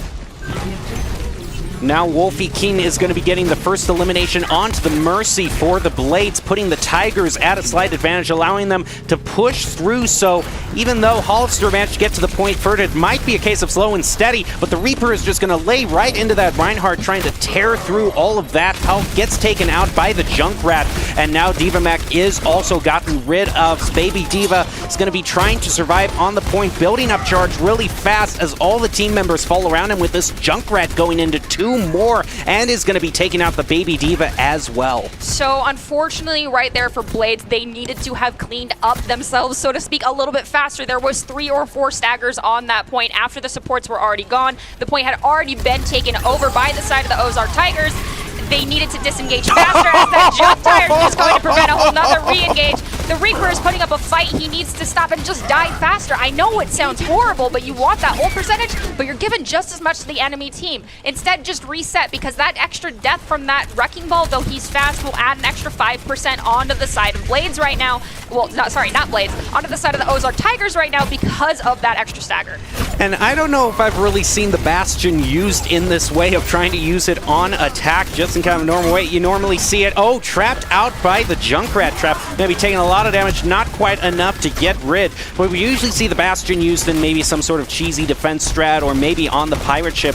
I don't know if I've necessarily seen just trying to go up to the point and lay damage. Going to be doing a lot onto the backline there. Still not taking anyone out as Ozark uses the Valkyrie. Wolfie King going to be getting the elimination onto the Reaper, trying to get rid of the Mercy out of the air, but the Junkrat is wise to his plan and stops that before it materializes. I feel like this Bastion strategy is not really working out too much in the favor of Blades right now. He's too much of a sit-still target, obviously, as he goes into turret form. The rest of the team, however, is heavily bent on movement, but he's kind of making me eat my words, but the Junkrat's still able to take him out, as we do have a Bongo get popped a little bit late in the fight, and not really to the advantage of the Ozarks because they do already have most of their ultimates charged, and it's not like Mercy's going to be doing damage right now as the Spar is coming in trying to take out the Bongo. And I don't know if that was a little bit too soon to touch that point, and unfortunately Farah's not going to even trigger the overtime. I mean, I gotta give it a little bit of a celebratory rip tire there on the point. And, you know, interesting for the Blades. I haven't necessarily seen Bastion used in that way. I don't think it really worked out too well. And even the one moment where the Bastion got a double and started to get a little bit of traction, the Baptiste was like, no, I'm just going to throw down Immortality Field. You got to plow through that. And before Bastion could get rid of that, the Junkrat was up there.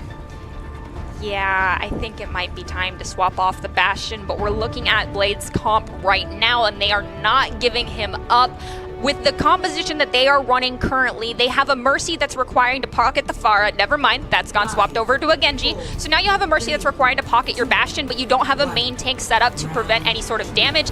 Actually, the swap is back to the Pharah. So now you've got a Mercy that needs to pocket 2 people, and there's no way to do that safely right now. They are swapping over in favor of that Orisa, but that means Lucio is now going to have to be sustaining the D.Va and his Orisa, but trying not to get too far away from one of them is going to be a challenge. Well, with the same Ryan Orisa composition, it is once again got to go fast versus slow and steady here. And Ozark Tigers managing to get the first win there. The Junkrat's going to be putting a bunch of damage onto them as that Bastion now plants his feet behind that shield. Might not be enough as Ozark manages to take the point first. The Junkrat comes in with the Bastion in his sights, and Wolfie King is going to manage to take him out, putting him at the disadvantage. Orisa soon follows. The rest goes onto the Bastion yet again.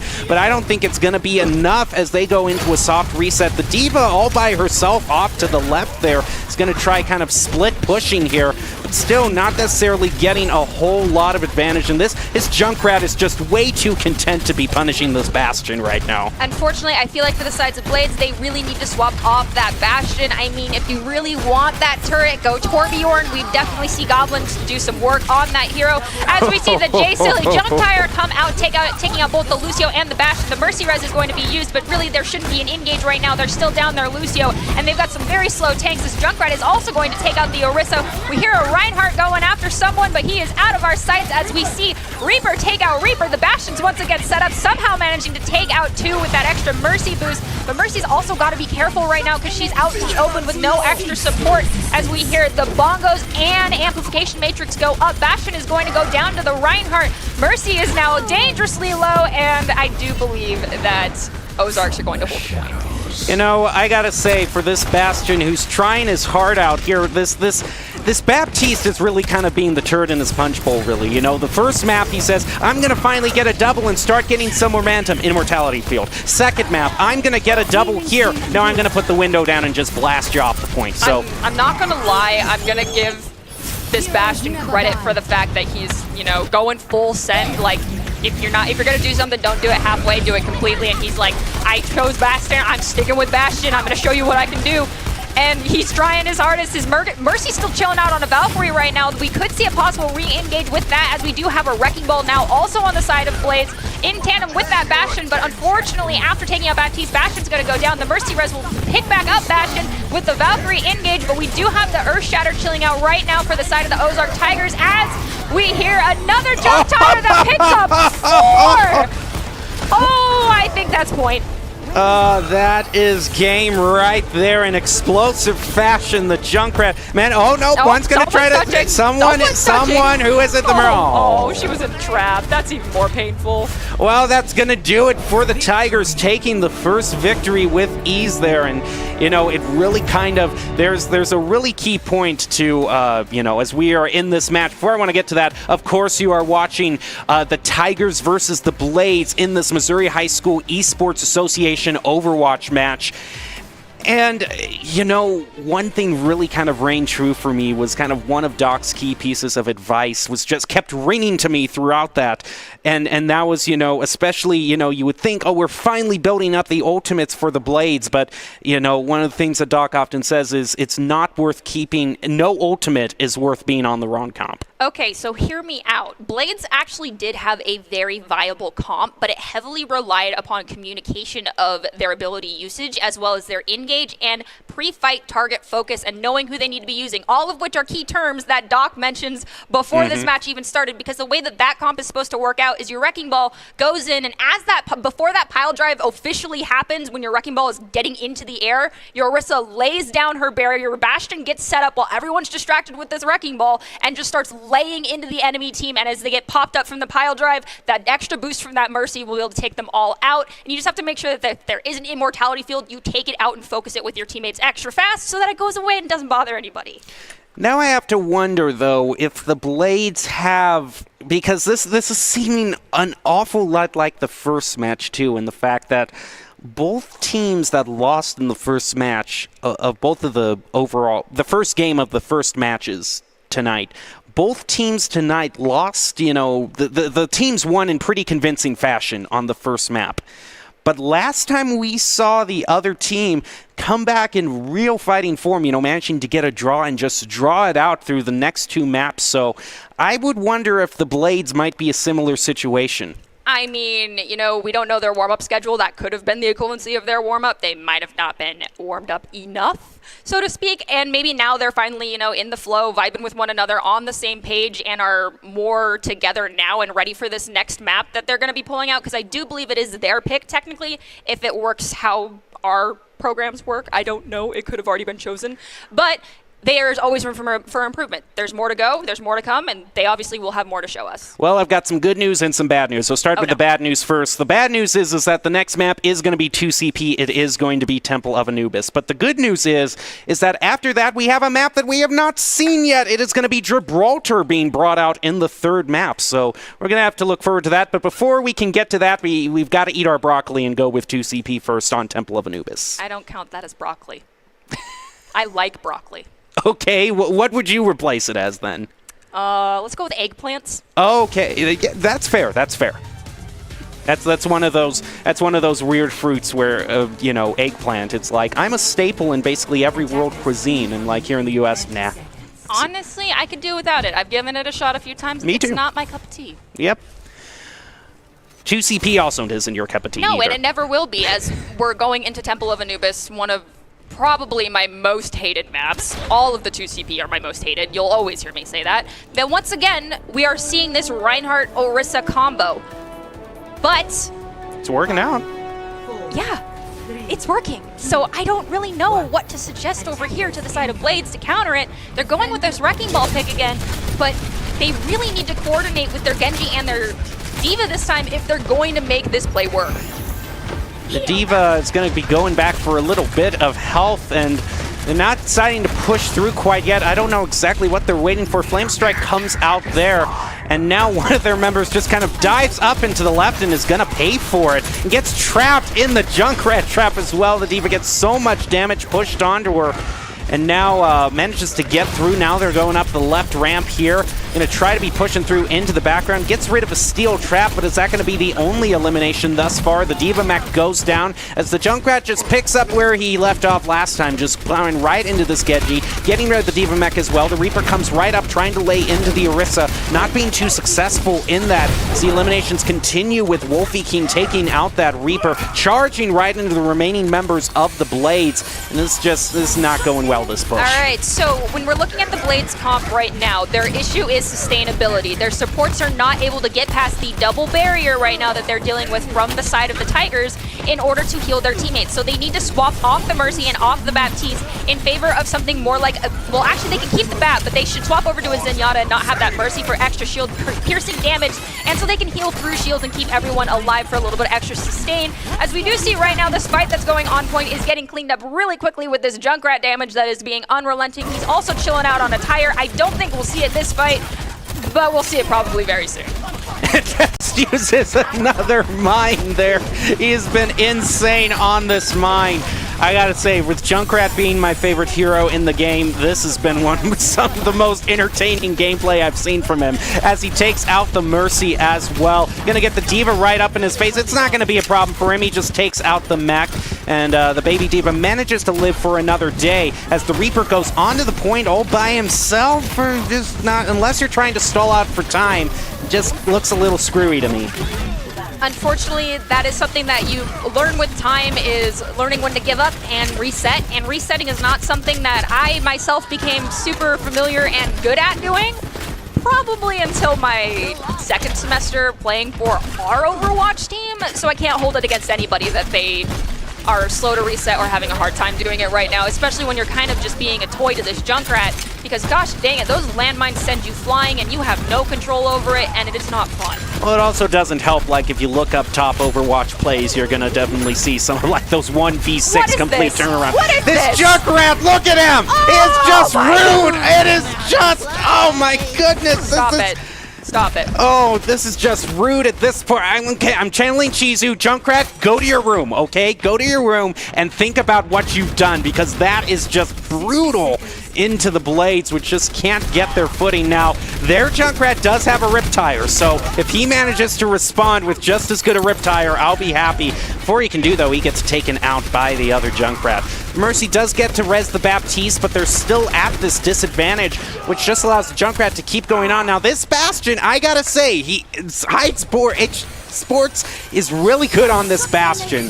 Even if it's something we haven't been used to seeing, he manages to pick up these doubles when, when it doesn't seem like it's going to happen. And one member managed to go past the rest of the Ozarks, almost get one tick, super stealth-like. With the Diva Bomb. That feels bad moments.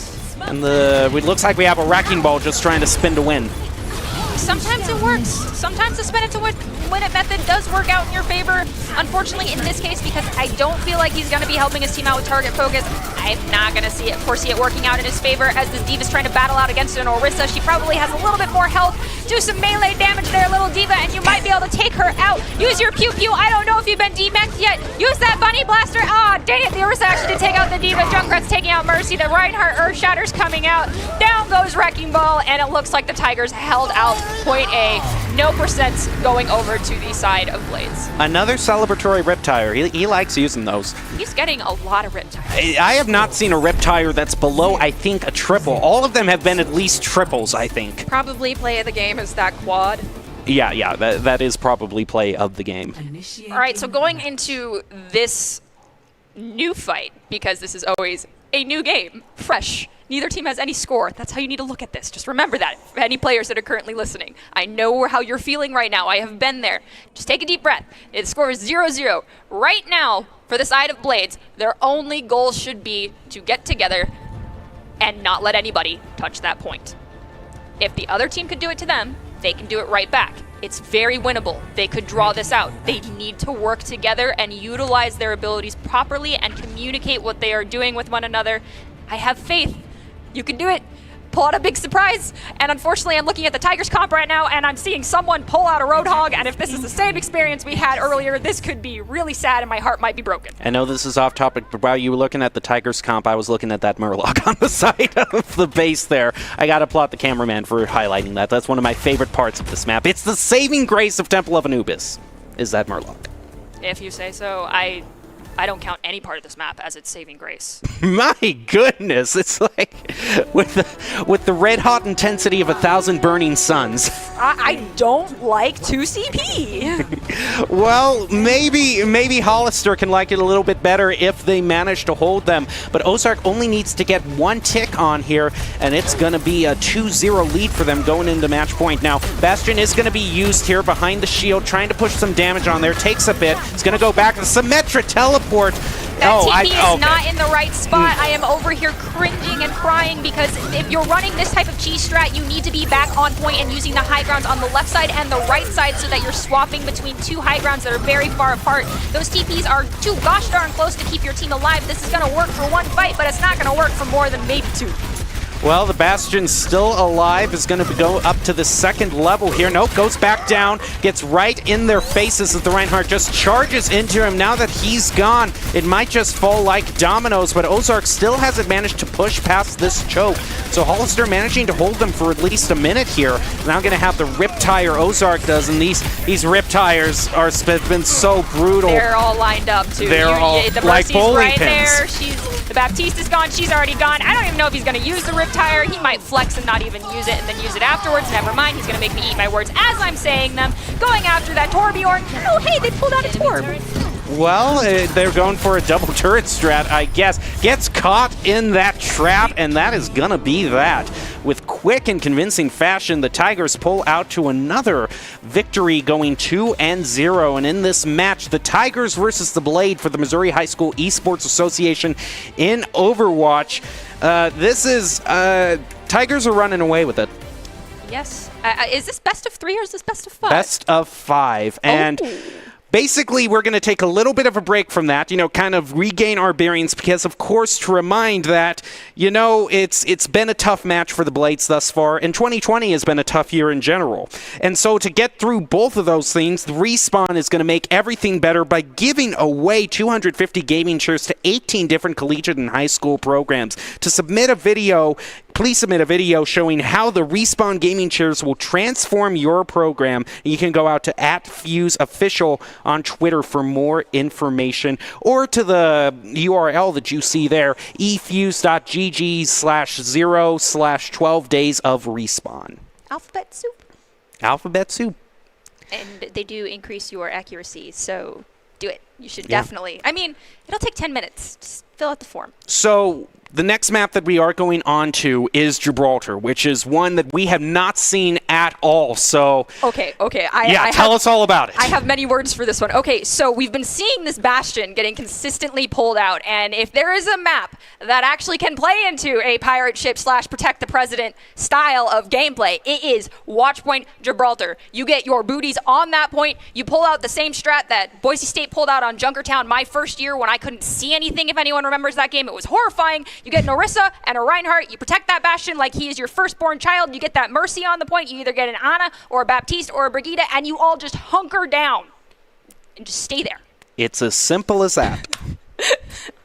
It's scary, though. It is very scary. Yeah, no. Just get down, hunker down, and just let the Bastion do all of the work. Give that Bastion his dream, because it's the Bastion's dream of just having shields all around and just being allowed to shoot. I mean, that's what they dream of when they go to sleep at night. And if you're on the defending team and you know that Bastion play is going to happen and you're anticipating it, be waiting around that first turn, and as soon as those doors come down, give it 2.5 seconds, then rush that payload, rush the Bastion or one of the supports that is kind of a tasty target for you to take out, and get rid of them, because then your team can take over the payload, and you've already knocked about 45 seconds off the clock.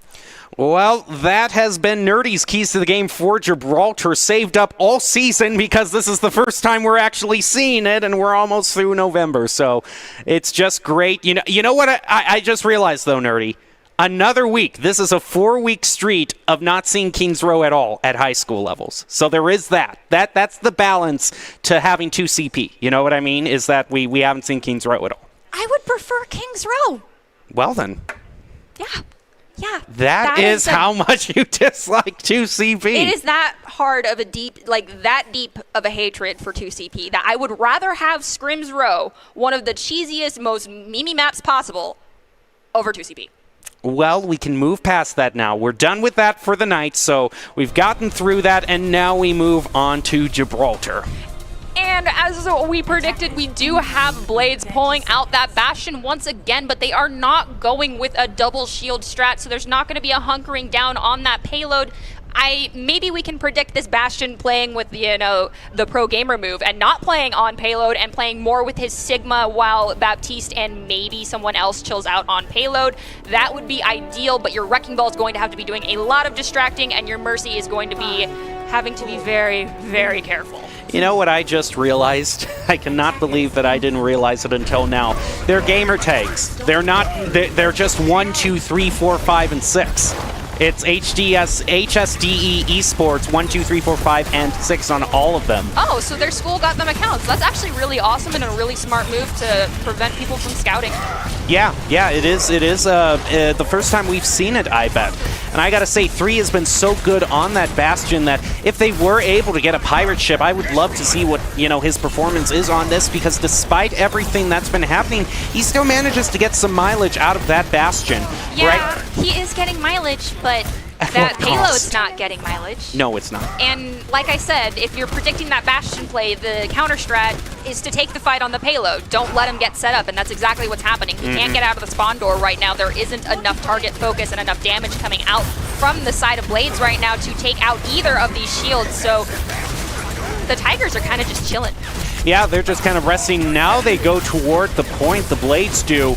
And 1 and 5 are going to be getting the first eliminations here, followed up by the Baptiste taking out the Junkrat. And with enough mileage here, this might be the opportunity for them to get on the point and start pushing it forward. And there they go. And that is A-okay. They took plenty of time off that clock. Now, because they don't have a Lucio, the second engage that would normally take place under the bridge right here where this payload's about to get to, the Mega Pack is tucked away over to the right-hand side. That is ideally where the second fight location would take place, but this comp that the Tigers have chose does not work in favor of that play, so they need to stay by this corner where this Baptiste is at, pull out that Ant Matrix, and take him off that payload. Well, now the Immortality Field goes down, and again, this Riptire from the Junkrat has just been such a problem for the Blades. Now the Amplification Matrix goes down, pushing even more damage onto the Blades, forcing them to reset. If they do choose to reset, that has been such a thing for them. Molten Core is used there, and it's unfortunately, I just think that's a waste of an ultimate there. Just they needed to reset, and they just kind of keep the fight going when it doesn't need to be. Honestly, I felt like the Baptiste Amplification Matrix was actually a wasted ult from the side of the Tigers as well, because of the percentage that both of the projectile-based teammates that he had by him had on their ultimates. It did not gain any more percentage than was really required for them to get their ults, and they had plenty of time, so that could have been saved for a fight where they needed a little extra damage. But Reinhardt does have his Shatter almost ready to go. I kind of hear the Bastion, I think, above the team right now, so we might see a flank play coming out from Blades, but it depends if that Bastion's got the positioning to do it. Yeah, if he does have the positioning, well, both tanks are definitely facing forward, so they aren't thinking at all about what's behind them. They're just going to do with that Shatter right into the Junkrat, and they continue the eliminations going, taking out the Sigma. Now, the res does come on to the Reaper for the Tigers, putting them back up at full strength. And nothing really coming through here. It would be kind of cool to see a flank play coming out. And the Blades, I think they do have the idea. I did see the Bastion back there, but is he actually going to use the ultimate? So, unfortunately... No, he's not back there. I'm sorry. I wanted to see it so much I thought I saw him back there. Because of the location of the payload right now and the comp that the Ozark Tigers have, they have an advantage because of the sole amount of damage that they can do versus the amount of damage that can be forwarded, put out right now by Blades. As we do see that Mercy is able to take out Bastion just using her little pistol. She's going to get the res off on her Orisa, but so is the Mercy going to get the res on the Bastion. Right now, we need to see the Ozark Tigers either push forward and take this payload back before it gets out of the way of this underpass, or it's going to be a really hard retake for the side of the Tigers to stop the payload. Well, both teams are even now. The tank is going to come out at the last moment, as well as the Riptire. Can that stop the Blades in their track? It sure can with a double, and that might be just enough, but the tank is going to answer right back into Wolfhound. But with another elimination coming through from this Junkrat, only the Bastion is left and is going to get focused down extremely fast, and that's probably going to do it right there for the Blades' forward push. Putting the Tigers to, they just need to get right for the first checkpoint, and they can go home and call this one. I don't want to see a pirate ship from the Tigers. And if I see one, I might walk off the stage. Well, okay. That's all I have to say. I'm praying that they don't do it. I low-key have a feeling that they're not going to do it. I'm so glad you always have my back, Nerdy, through thick and thin. I got you. I'll just be down off there. the stage. You'll have my back, yeah, but I'll still be with you in spirit. Yes, You'll yes. feel my frustration. You'll still feel it. The frustration will fuel me. Exactly. It'll amplify your emotion for you. Well, we'll have to see what the Tigers do decide to pull out here as it ticks down to 0. Doesn't really look like, okay, they're not going with Pirate Ship. Instead, they've got the Rhine Wrecking Ball, bringing out, well, the Junkrat, of course. Junkrat's been so good tonight. But they're also bringing an Ashe onto on board. Well, Ashe can be a pain to deal with, and Bob, when you don't have anything to shut him down, and the side of Blades does not technically have anything to shut him down with, is also really annoying to deal with. But looking at both these comps just based off of what would be considered kind of the win condition and the play style right now, we once again are seeing the Ozarks go with this more disruptive kind of throw you all over the place, but we're focusing one person during this bop fest that's happening style of comp again, whereas Blades is going to be relying on staying together. So they literally are playing styles of comps that counteract one another. And will be interesting to see who comes out on top. Tigers don't have to get to the first checkpoint just before that in order to win this. Ash peeking down here, trying to get a pick onto that. Mercy is going to just miss there. Still nothing there as the Wrecking Ball goes down, is going to try to engage on the back line, but the Junkrat is still going to get the first pick onto the Reaper, putting the Blades at a slight disadvantage now. He might just have to try to wait and reset as the Bastion gets picked yet again. So they're falling back on the Bastion again. Right now, I'm actually looking at the target focus coming out from the side of the Ozarks right now. Their Ashe is getting a lot of forward damage and getting targets chunked down very quickly, but there is not follow-up coming from the rest of their teammates right now to finish off those players on the enemy team. So as soon as they kind of get that rhythm and start calling those targets a little faster, these fights will get cleaned up way quicker than it's taking right now, because that was like 2.5 fights that could have been won. And spies the Bastion on there, gonna go way down in health, gets saved by the Mercy. The question is now, will the Bastion be able to survive now that the Tigers know about his location? Nope, Mercy gonna take him out with that little pistol. He's gonna go right into this bunker here where both are just gonna focus on that dynamite for a little bit. Just a little bit of a celebration, I suppose. And we do hear that Riptire coming out early, picking up a triple kill, and I think that does squash all of Blaze's hopes for retaking that payload, and I do believe that is a victory for the Ozark Tigers. Quick and with convincing fashion, the Tigers take the victory with probably some of the filthiest Riptires I have ever seen. That was so consistent and never below a double. That was just a complete thorn in the side. So now we always like to kind of talk about improving. What kind of were the main takeaways that you think could have been brought there? Because it seemed to me like kind of comps were a really big problem. Yes, so the understanding of your enemy team's win condition with their comp is very important. There is an opportunity that you have when you see a comp, if you are playing the exact opposite, if you aren't like basically doing what you should be doing, which is either pushing or defending, the other enemy team's walking over you, at that point you need to decide to basically mirror match them or go the counter comp, and that is a decision that you'll get used to making and be faster to get to with the more experience that you get. Well, we do have the player of the game coming up right it's that now. Player. Yeah, It totally is. It has to be. If you disagree with me, you can feel free to voice your opinion, but do you disagree? Well, the Idaho Central Credit Union player of the game is going to come through here tonight, and it has to be in this match. It has to be, the Junkrat Ninja. It's that Junkrat player. Those were some insane Riptires. Oh, right out of the air here. Some of them were dirty, some of them were cheesy and very memey, and you know it. Definitely that one on Temple of Anubis in Archway at point 1, when you dropped on that Mercy in the Bastion and Bap, you knew that was a cheese play, and you chose to do it anyway, so that is a markdown on your honor, but 2 for style points. I mean, -1 honor, +1 style. So. Right, so it's a give and take. Kudos to you, though. That was some amazing Junkrat play, and kudos to everyone who played in this match this evening. You all did fantastic, and you're just in high school. There is plenty more to come.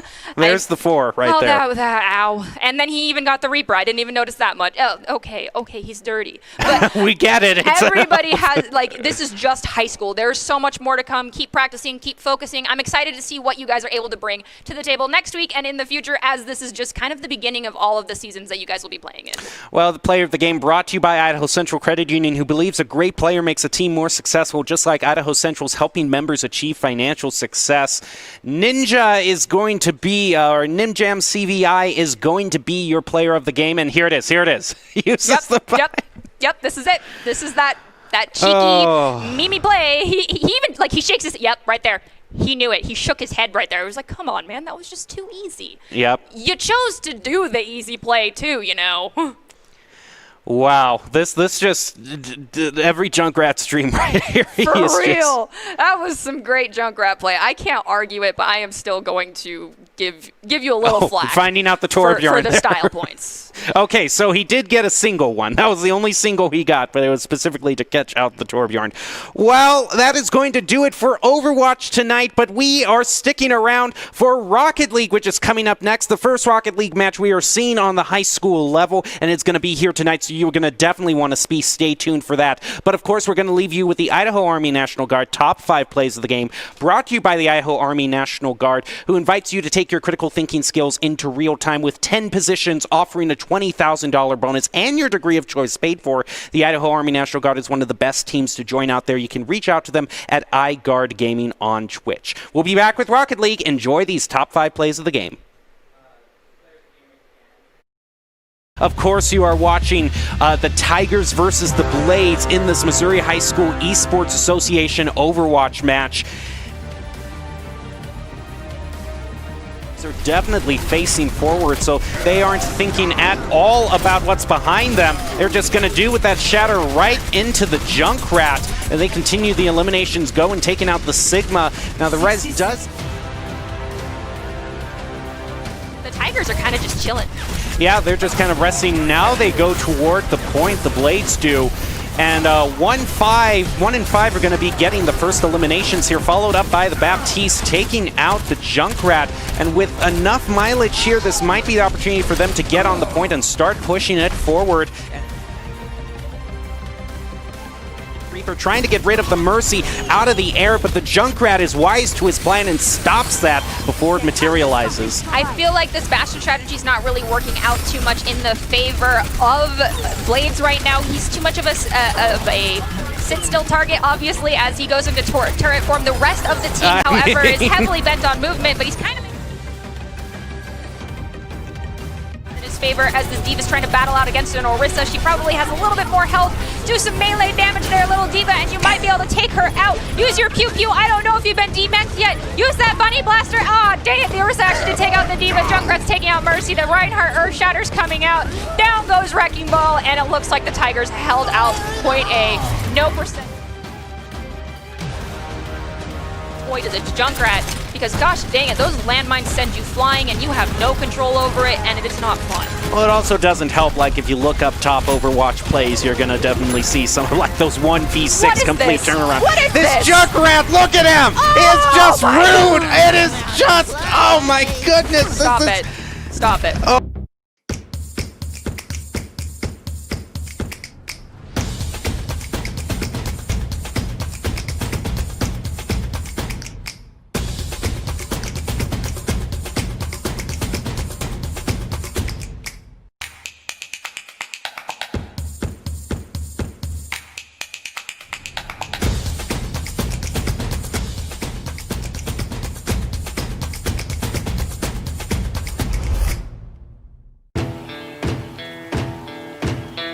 Here in Idaho, we do things a little differently. First rule, camouflage never goes out of style. Next, always use fry sauce. I mean, why wouldn't you? Hold steady when out-of-state friends think you're from Iowa. We call it pop, not soda. We always put a lift on our pickups. And we always buckle up because we still have a lot we want to do, and I'm guessing you do too.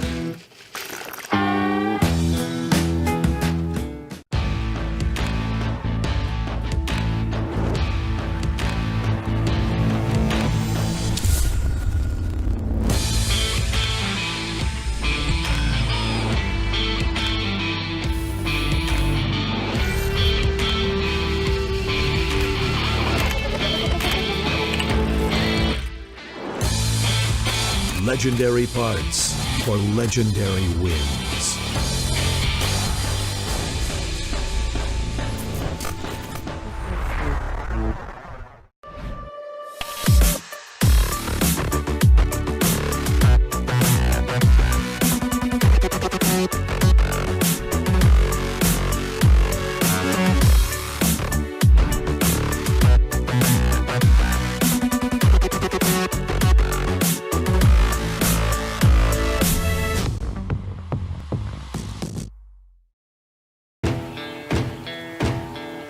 Growing up in Idaho, we have certain rules we live by.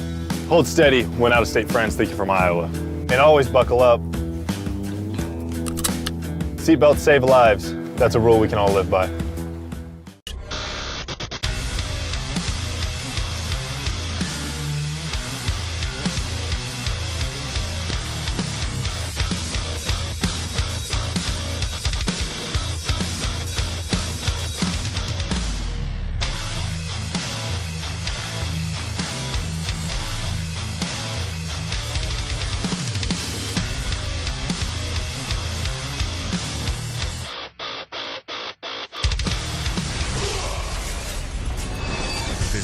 NationalGuard.com to begin your guard adventure.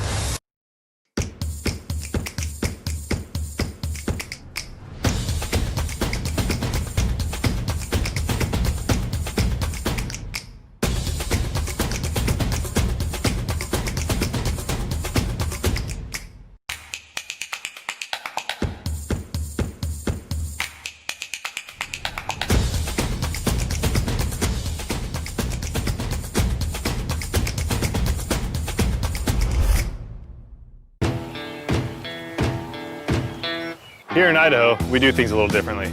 First rule, camouflage never goes out of style. Next, always use fry sauce. I mean, why wouldn't you? Hold steady when out-of-state friends think you're from Iowa. We call it pop, not soda. We always put a lift on our pickups. And we always buckle up because we still have a lot we want to do, and I'm guessing you do too.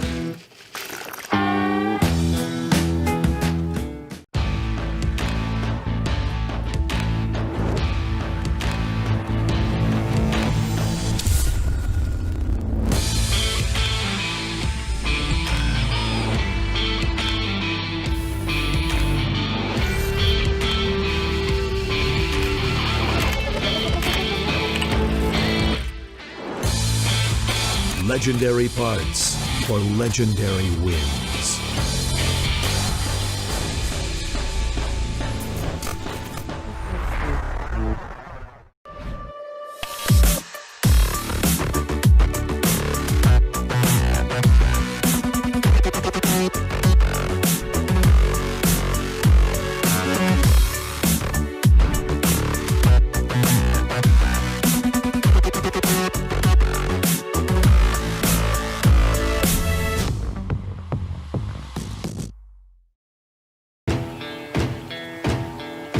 Growing up in Idaho, we have certain rules we live by.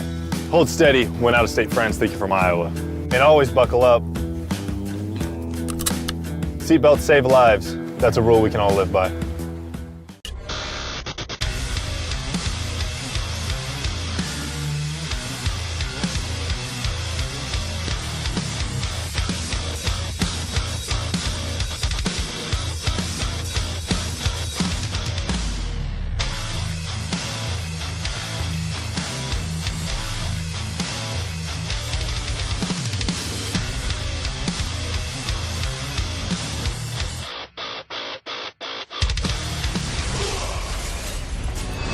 Visit NationalGuard.com to begin your guard adventure.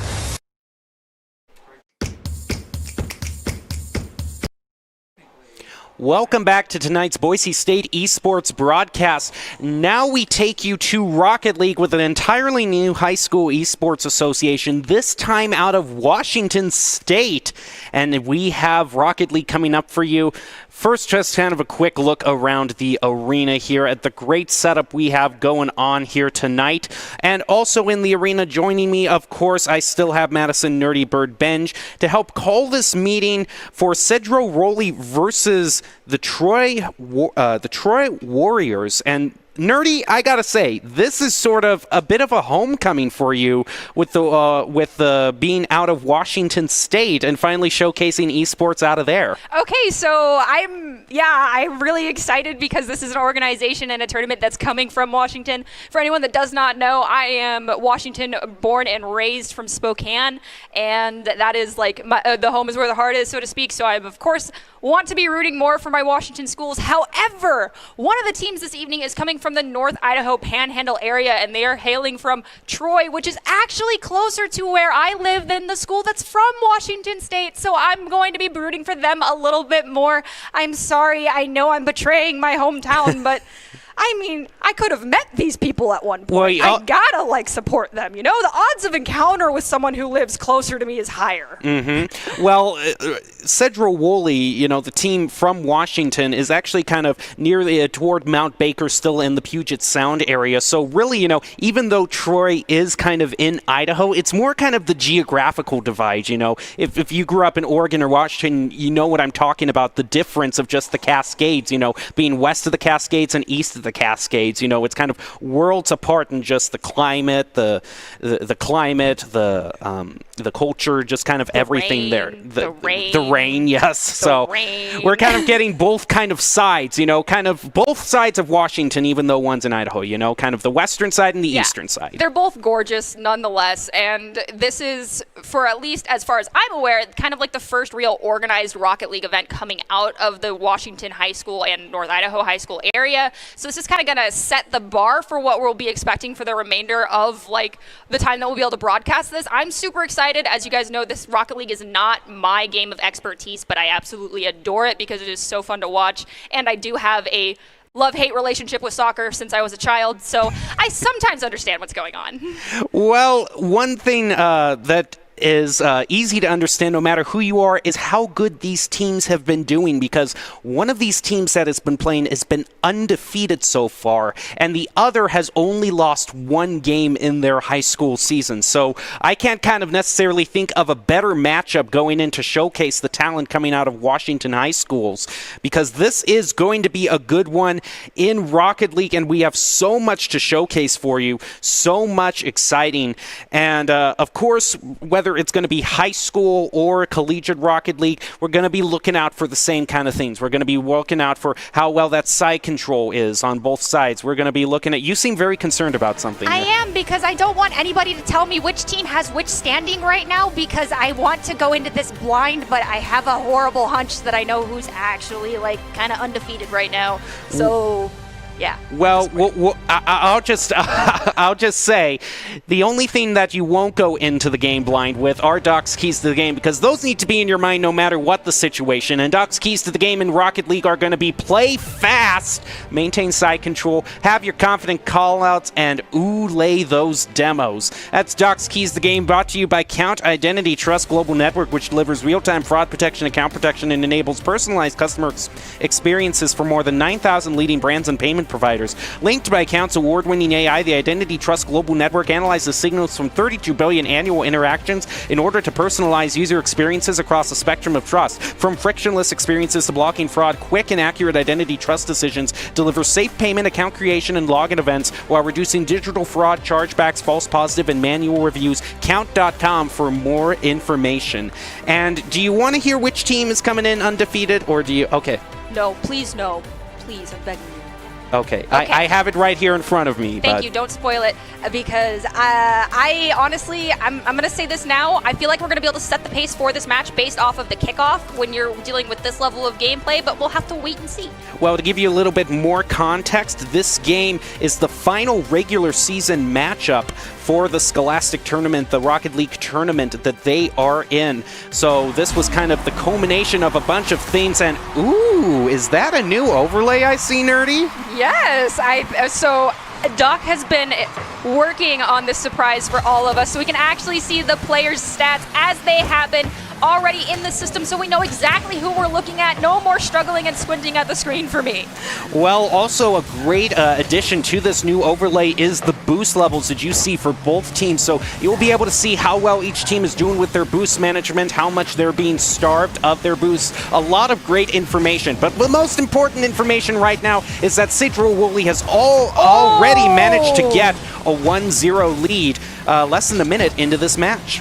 I'm not going to lie, that was a great shot on goal coming out there from Cow, but unfortunately that crossbar was in it to win it and sent it right back, but the side control is there right now. This ball has not come away from the side of Orange, and Cow is constantly ready for it to send it back. However, the rotations were just a little bit off, leaving an open goal.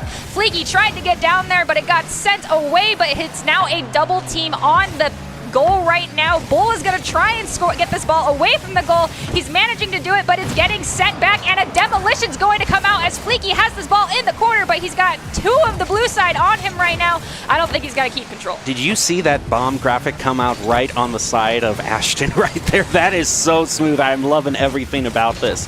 But right now, Cow is trying to find something he can love, trying to set up some sort of goal and center it, but Fleeky's going to come right in and clear that out where Bola is waiting, going to play played right over him. In comes Cal, gonna miss the ball there, leave it instead toward the center. Ashton comes right through, just to the left, not gonna be able to score that goal. And now here comes Bola, might try to dribble it up, gets stolen away from him by Fleeky, who also steals the boost. That's gonna leave almost all the members of Troy with no boost, whereas Cedral Woolley has plenty to their name now. He's gonna try to drive it toward the goal, and that is gonna be an open net goal. So that puts Troy at 2 goals with just a little over 3 minutes in what is a 5-minute regulation match, or is it 4? I can't remember. 5 minutes. 5-minute regulation match. That is definitely still a chance for the Wolves to come back.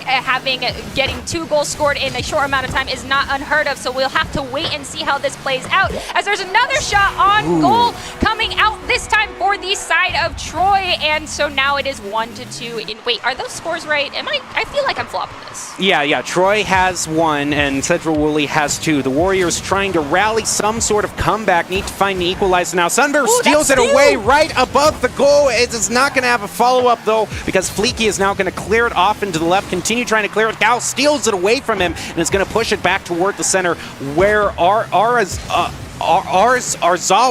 is going to get it from him. Now Ashton is going to be in the center. Arzawa in the corner. Here comes Bola. Is going to play it around. Centers it up. Can he flick it in? Does he get it? Oh, that was so close. Not going to find it. Demo coming out onto Sunburst as Cedral Woolley is trying to find some sort of clear. Oh, but Cal had that right. Almost lined up a shot, but it was booted away by the side of Woolley. Right now, Bola is trying to get control of this ball in the air, but just can't quite finesse it just right. Sunburst is also trying to corral this ball down, but it looks like Woolley's going to be able to take it away. Never mind, Bola's going to send it over to the corner. There is a boost available. Is he going to take it? He's low, he's snagging it. Now he's got that boost up. There's no one by the ball, but it's going to be thrown back as Ashton is now got no boost. It's cycling back towards the goal, trying to make sure it's not left open. Now, even though Troy finds themselves down 1 goal, the side control for them, they have been pretty dominantly in control thus far, so it might have just been the first goal might have been just a cheeky one right off the kickoff that put Cedral Woolley into a small lead right now. 90 seconds left on the clock as he plays it off the post, trying to center it up. Sunburst tried to come in there, but faced some disruption as the open goal! Oh, that's gotta hurt. That's a painful moment, and maybe just a quick moment of silence right here. Rekindle yourself. We're going right into this kickoff, and it's going to go more in favor of Troy right now. Sunburst, however, is not going to be able to reach that ball, so it's getting sent down to the corner. Fleeky's trying to corral it down. Cow is going after him, though, sending the ball to the middle. Ashton's trying to get it under control and keep it onto the side of Troy, and Fleeky's also going to send it, but there's a double commit happening with Troy right now, and the demolition coming out. There is an opportunity to make a shot on goal. We have Orange trying to knock it down, but Cow is going to hit it away, and Fleeky is going to try and send it back. Thankfully, one of his teammates was there to throw it to the mid. And now it goes towards Cedral Woolley's goal. Is not going to be able to find it as the Cubs now look to get some sort of clear right towards the goal. Cow is going to push that off to the side, give the Warriors just a little bit more breathing room as he clears it out. Arzawa comes in toward the left, is going to pass it off to Fleeky. No, Fleeky drives right past him. Instead, Sunburst's going to try to get a goal here, but no, Ashton comes in with a great save there. Now with a clear off to the corner where Bola is. Bola goes off the ceiling, down toward the center, off to the right. Cow is going to come in, try to clear this up. He manages to take it away from Ashton, but Fleeky gets another clear as it ping-pongs back and forth in the center of the arena. We have Sunburst, who's consistently rotating back towards the goal. I kind of feel like for the side of Troy, they have kind of designated roles that they're supposed to be playing so that they don't have to worry so much about calling out their rotations, which I don't know is really going to be playing into their advantage or not, because consistent rotations is always key.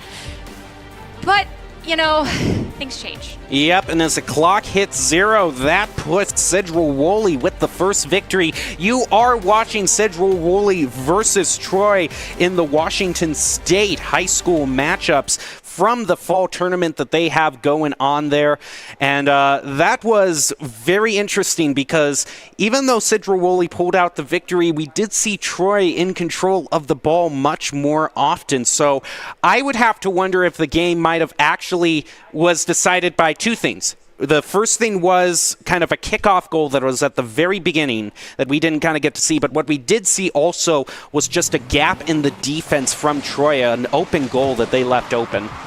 Yeah, well, that's just a mistake that they're going to have to try to learn from in this next round, as there is more than one game that they have to play. They still have a chance to win out this series. So right now, it's a new game as the demolition, unfortunately, is going to come out on Cow. The ball is on the side of blue, so there is the opportunity right now for Wooly to get this first goal, but the respawn's already there, so now they're even back out. And now it heads back toward the center of the arena where Cow tries to clean it up. And it's going to go back to the center. Ashton looking for the clear is going to go right over to Bola. Place it over him around the corner. Now needs to center it. Cow comes in, is going to take it away. Pass over to Bola. Now Sunburst in the center. Finds the clear off to the center. Off the wall now is going to leave it behind for Bola to rotate in. Fights with it 50-50 with Fleeky. None of them gets it. And now Ashton gets the better of that contest there. It's going to push it back over toward Troy's goal. The Warriors still on defense as the Cub looks to try to find a goal here. You're going to probably see it dribbles it up with the flick over. Can he do it? Off the crossbar. Follow up from Cow coming in here. Can he find it? Oh, no. Dang it. Oh, that was a good dribble, though. There was a chance, and now we've got Cow trying to corral this ball down in the corner on his own side, trying to prevent Ashton from getting it, but there's a double commit right now coming out from the side of Wooly, and so Sunburst is now waiting on the side right now, maybe possibly for a follow-up. I think, yeah, there's a goal there you go. for Troy. I low-key thought it was a demolition. That was a casual flick into the goal there. And the first kickoff is going to go more in favor of the side of Troy again as they send it down to the corner of Wooly, but it's going to get knocked away back into the midfield, and it looks like we've got Sunburst once again trying to get this ball out of their side of the field, but we're seeing a triple commit come out from the side of blue. Yeah, that's been one thing that Troy has been struggling in thus far, as we've seen some double commits and triple commits, even like you just said, coming through here. So that's just kind of an issue on the communication, making sure those rotations are cleaner, something that can always be improved. Even on the collegiate level, you still see it come through. Right now, Azara is going to try to clear it up, gets taken away from Sunburst, who continues to push it up the field. Fleeky with the pack back over toward Troy. Now it's right in front of Cedral Wooly's goal as the Cubs need to get some sort of defense. Ashton came right in under Azarwa, comes off toward the side where Fleeky is. Now Sunburst going to keep that clear from going through, and a demo going on to Fleeky might be the opening that the Warriors are looking for, but they aren't going to go for the goal just yet.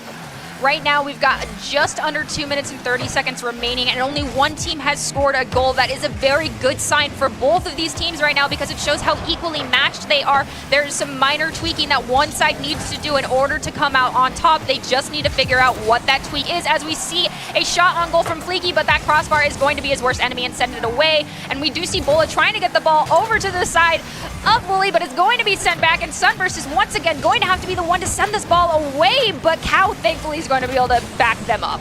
And now around the corner, Cow stops that, trying to get the clear here as Bola came in there, now up toward the center of the field. Fleeky comes in to stop that clear and push it back toward the Warriors' goal. As it goes around the corner, Cow has to stop it as Ashton comes rotating and misses the ball, and that could be the opening that the Warriors are looking for. Can they find the goal here to tie it up? Actually, no, to extend on their lead, excuse me, as it gets cleared over Cow. Now Fleeky trying to find the equalizer for Cedral Wooly is just going to be up in the air, not going to quite find it. We do have Bola, who's doing a very good job of kind of just sending that ball back towards the other side, as well as making sure that they have enough boost when the ball is heading towards them to make sure that they can corral it down. We do have Bola, who is also showing off some confidence with that aerial play, as well as some fancy tire work. I don't know how to call it, like fancy footwork for cars, so that's the closest I can get.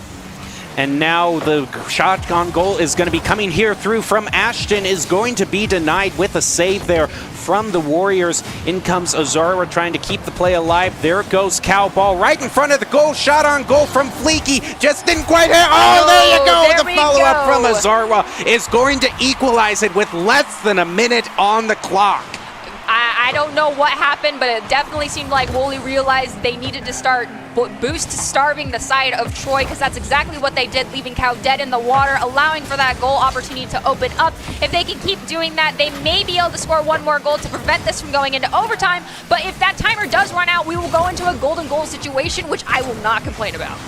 It always is exciting when it goes into overtime, but both teams kind of want to end it right now and not even need the overtime as the demo goes on to Bola, putting the Warriors at a disadvantage. The Cubs are going to take advantage of that, push it down the field. Azarwa with the flip over Sunburst. Bola comes in at the last moment with a clutch save from the Warriors, and now Ashton tries to keep the play alive. Ball into the center where Fleeky and Sunburst fight for it, and now back over to Ashton around the corner, sends it up. Cow's going to knock it out of the way. Ashton and Bola are fighting over for it, and Fleeky steals it away, and now we go into overtime where, as you said, Nerdy, golden goal, 1-in wins. This is where practicing those kickoffs really does kind of come in handy, because you can get those quick goals off that kickoff, but thankfully neither side really got it, so we're going to get some level of excitement right now, as we do see Sunburst sticking with that strategy of being more defensive, but we have seen those defensive plays come out to actually be fantastic goal-scoring opportunities, as Sunburst is kind of being a little bit more aggressive right now. Bull is trying to corral the ball down, but Sunburst is being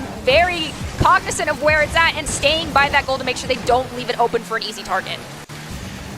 Now it gets passed back over toward the Cubs' goal. Now the Cubs look for the clear, passing over to the corner where Bola is waiting. Can he get a clear? He's going to pass it over toward where Cow is, but in comes Ashton to knock him out of the way with that disruption. Now here comes Fleeky. He needs to find the clear. Pass over to Ashton. Now in the corner. He needs to center it up or just go for the goal himself. It's going to find its way in, and the Cubs find the victory in the second game, pushing them to the match point. And this is the Washington State Schools Esports Association. I just need to catch my breath that it is Troy High School, the Warriors versus Sidra Wooley's Cubs. So do you remember that comment I made about it looking as though the players kind of had designated roles on the side of Troy? Mm-hmm. I think that was true. Well, no matter where you are, what strategy you are using, whether you're in Missouri or Washington, you can transfer your program in the 12 Days of Respawn event. Send in a video from your collegiate or high school programs telling why a Respawn gaming chair will transform your program, and you could be one of the 18 selected program winners. You can go to them at eFuse Official for more information, or, of course, to efuse.dg/o/12 Days of Respawn. Submit your program video to win. And now we find Sidra Wooley with the advantage going into it. That means that Troy has to get a reverse sweep if they want to stay alive. Yes, and so I'm going to give these words of advice to them. I know that they may not hear it, but there's a chance that they will. Honestly, they had a great strategy going. You know, if you aren't too confident with your ability to call those rotations and make sure that you are constantly keeping each other updated on where you're at, having designated roles, so to speak, is great, but you still need to remember that there's breakaway opportunities that you yourself even had there in the last couple of seconds, and when you have that shot, you need to call it out for your team to back up to make sure that goal isn't left open as we go into this first kickoff here, and we do see that Bola is going up for another high aerial play, the kickoff! But it's gonna get denied by Fleek. Oh, and Cal was there too. He waited a few seconds though, and those few seconds were just what Sidra Wooley needed to get their members back in front of the goal there. But Bola's going to do another shot on goal. It's almost going to find. He might just find it. Okay, that almost looked like it might have bounced out, but off the crossbar and barely in. Let the record show this is true soccer rules. That ball has to fully cross the line for it to count. So that was hold your breath moment. And now Troy finds himself with the first score. It's the first step on a possible reverse sweep, but they have so much more to go because the Cubs do not want to have this victory taken away from them. As Fleeky comes in, Bola steals it away from him, goes in front of the goal. Ashton back off to the side is going to try to prevent the goal from coming through there. Now he's going to go up the wall, actually go up and let Azara rotate in to try to clear it off. Cal misses. That could be the opening that the Cubs are looking for. Can they get it in front of the goal? Bola is going to say no and clear it back over. That was a self-clear in the corner to a beautiful aerial dribble. Cal, you know, you got a centering shot there. Unfortunately, a double commit coming out from the side of Bully is going to block it, but right now we do have Sunburst with almost full boost over in the corner right now. As they have an opportunity to get a shot on goal, but Cal is without any boost in the middle and not able to take this ball away from, do we agree on Arzawa? Is that how they're saying that name? Yeah, I'm saying Arzawa. Okay, we're going to stick with that then. As we do see Fleek right now with no boost once again, but the ball is in front of their goal, and this is a dangerous situation. He's managing to knock it into the mid. Sunburst also kind of starving on that boost as well. It's going to be anybody's ball, and it's going to be up to who is using those boosts properly and starving the other team. And now here in comes Sunburst, is going to clear it back out to it. The pass, Cal is going to find it there for the second goal for Troy. That was a great pass. That was a good pass. And now we're going to go into the kickoff here where Troy gets the better of it, passing it over toward the Cubs goal. In comes Cal yet again, trying to ground it. Instead, the ball is going to fly in the air where Azara and now Fleeky look to clear it off back toward the blue goal. And now the Warriors are going to find their clear back off to the center toward the Cubs. Right now, Bola's definitely putting the pedal to the metal and kind of just constantly railing onto the side of the Woolies to keep this ball on the orange side. Bola is doing a lot of fancy tricks in the air. I'm seeing that they're a little bit more comfortable with that aerial work than the rest of their teammates. Now ball continues to stay in Central Woolie's side, is going to be centered back up by Cal. Fleeky comes in for a nice clear, goes back over to where Bola, and now Cal is waiting. Bola with the clear there over Ashton. Is now in the center where he has to fight Azarwa. Can he get the better of Azara? He does. He flicks it over toward the center, goes back to where Ashton is. Now is going to clear it. Cal comes in, and Sunburst is going to be the one with the disruption coming in there, and now goes right over Bola back toward the Warriors goal. No goals after those quick 2 goals scored by the Warriors earlier in this match.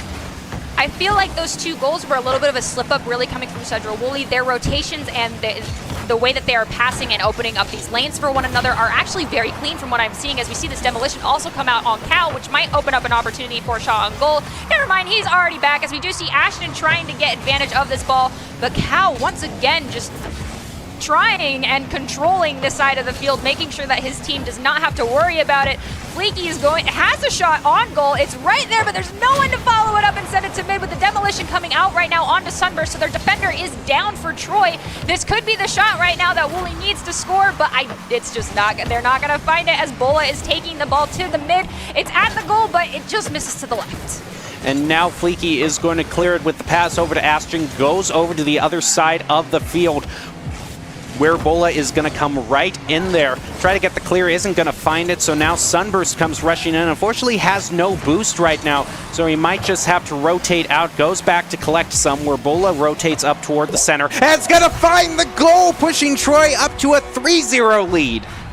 The side of Troy right now is being severely boost starved, and they are doing just fine. And I don't know if that is like some high-level adaptive play if I have seen any. Yeah, Troy has very consistently found themselves with less boost and still managing to pull up these wins. Yeah, like you see right now, Bola with no boost right now, as Sunburst is going to come right in. Bola managed to hang around in the corner there, so steals the boost away from Sidra Woolley. Sidra Woolley does the same thing and says, anything you can do, I can do better, and scores the first goal of this game. Central Woolley is showing signs of life. They've got 32 seconds left. It's enough time to score 2 goals as the initial kickoff goes in favor of Blue. Bola has the opportunity to score a goal. He just misses it. Not enough boost, but it's getting sent down to the blue goal. Just narrowly misses it over to the side. Thank goodness. And now we've got Bola once again at a free goal. Ow, nope, the double commit's going to prevent that from going in, and Ashton's just going to pop it into the air and send it over to the blue side. But Cal's going to knock that back down, and Bola's going to attempt to hit it, but miss, unfortunately.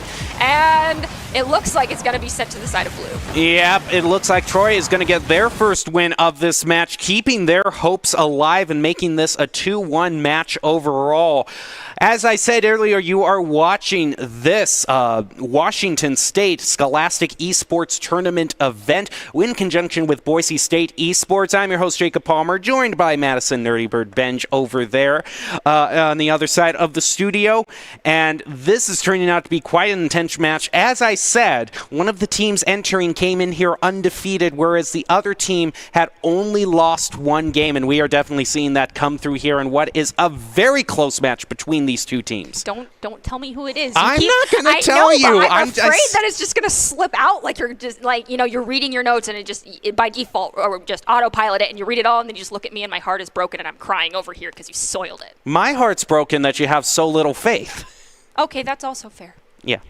Well, like I said, we're here to have each other's backs, and that requires trust. And the teams also need to have trust and faith in each other's backs, and that brings itself forward in good communication, which is something that we're seeing some cracks in through from both teams. You know, seeing just a little bit of some sloppiness on some rotations, you know, some double commits coming through here. Hopefully they can clean that up as we go into Game 4 of this best of 5. The initial kickoff went more in favor of the side of Troy. However, it looks like Wooly is going to take it more into their advantage, but Cow is also kind of just waiting out on his side of the field, being ready to clear it back. So it looks like Troy is taking a more of a defensive route and going to play off of the mistakes of Wooly more rather than being more aggressive and trying to get the ball in from the start of the round.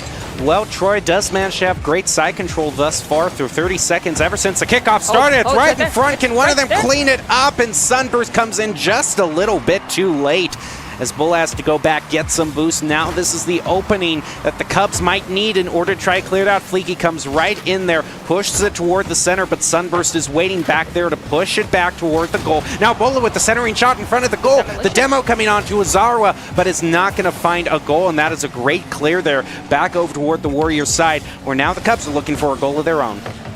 We do see Cow over here with just over 50% boost, is able to clear the ball away from Azawa. It gets sent straight to the middle of the goal, but it is going to be sent back.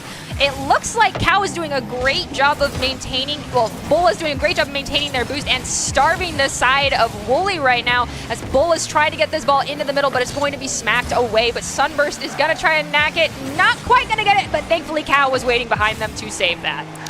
And the Central Wooly is still trying to find some sort of footing to get a clear going through here. Fleeky with some great aerial play is going to pass it back over toward the corner, but Bulla was waiting right there to clear it back toward the center. And now Cow's going to go toward the goal with the demo coming out to Azarwa. And Fleeky was right there with a very clutch save on for Central Wooly, is going to keep their hopes alive. If he wasn't there, that would have been an open goal. I don't know what's going through Cow's mind right now, but I'm watching them in the peripherals of the player cams that we are seeing, and they are playing out of their mind. They are all over the place. Every time the camera angle is changing, and I'm like, oh, there needs to be someone there. Cow is there. He's over there waiting for the send with the ball from Sunburst even. He is playing out of his mind. This is incredible. Holy crud.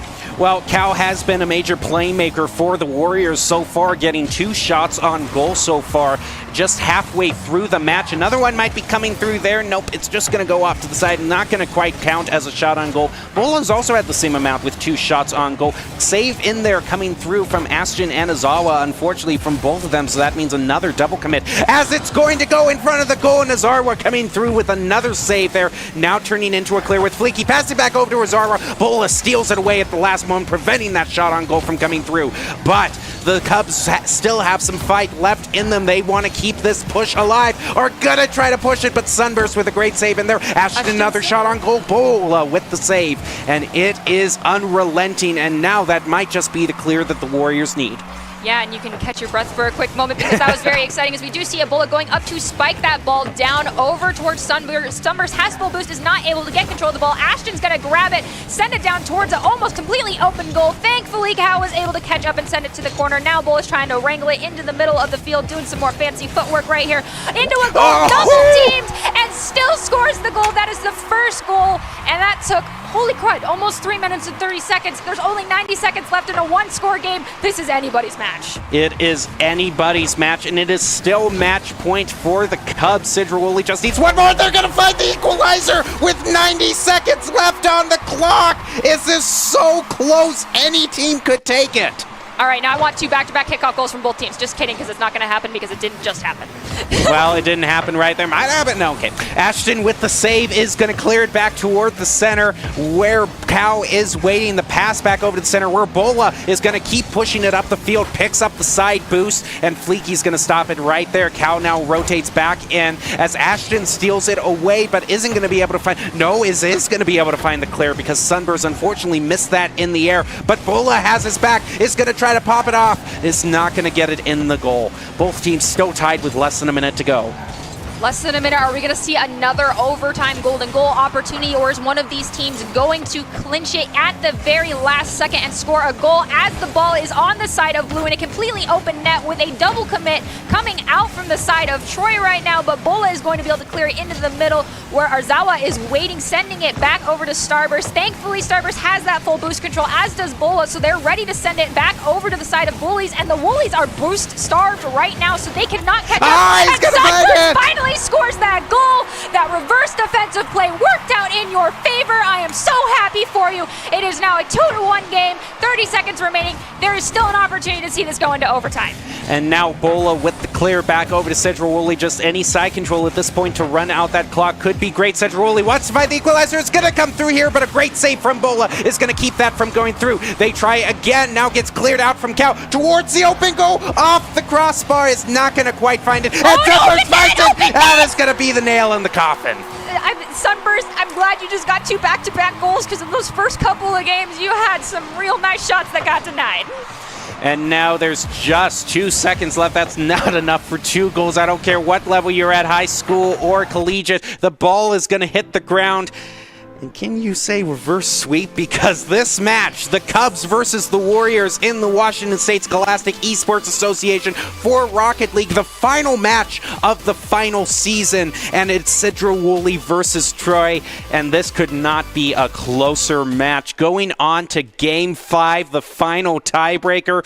Ooh, this is getting really exciting. Both teams making it so close. This is exactly what I wanted to see. I'm pretty sure neither one of these teams are currently disappointed with how this is going right now. They've got to be overly excited and hyped up. I mean, they're both sides are playing incredibly well. We have noticed all-stars and great plays coming from every single one of these players. Honestly, going into this last round, we might see some cheeky trick shots happening. Who knows? But I'm really excited to see who ends up coming out on top. Either way, all y'all are winners. You made it to the last round. Even if you don't finish out being number 1, do not let that bring you down, because nonetheless, you are representing your school and you're the first students to do so. So give yourself a pat on the back for that alone. You are putting in so much work. Yeah, I mean, if you want a greater showcase match for the Washington State Scholastic Esports Association, this is such great entertainment. And I have to guess, I would be willing to wager, just like the Missouri high school teams that were in a Discord group watching and cheering on their teams,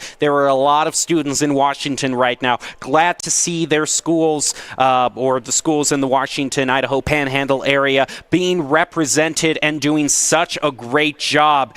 And now it is any team's game as we go into the final match. Both teams, showing such an equal level of skill, it's hard to sort of count out either side. Both of them have had moments where, they've double committed or their rotations haven't been as good. It is interesting that I think Troy has found themselves at the lower end of the boost game a few more times, but that's still they're still managing to pull out such a great performance and maybe a reverse sweep.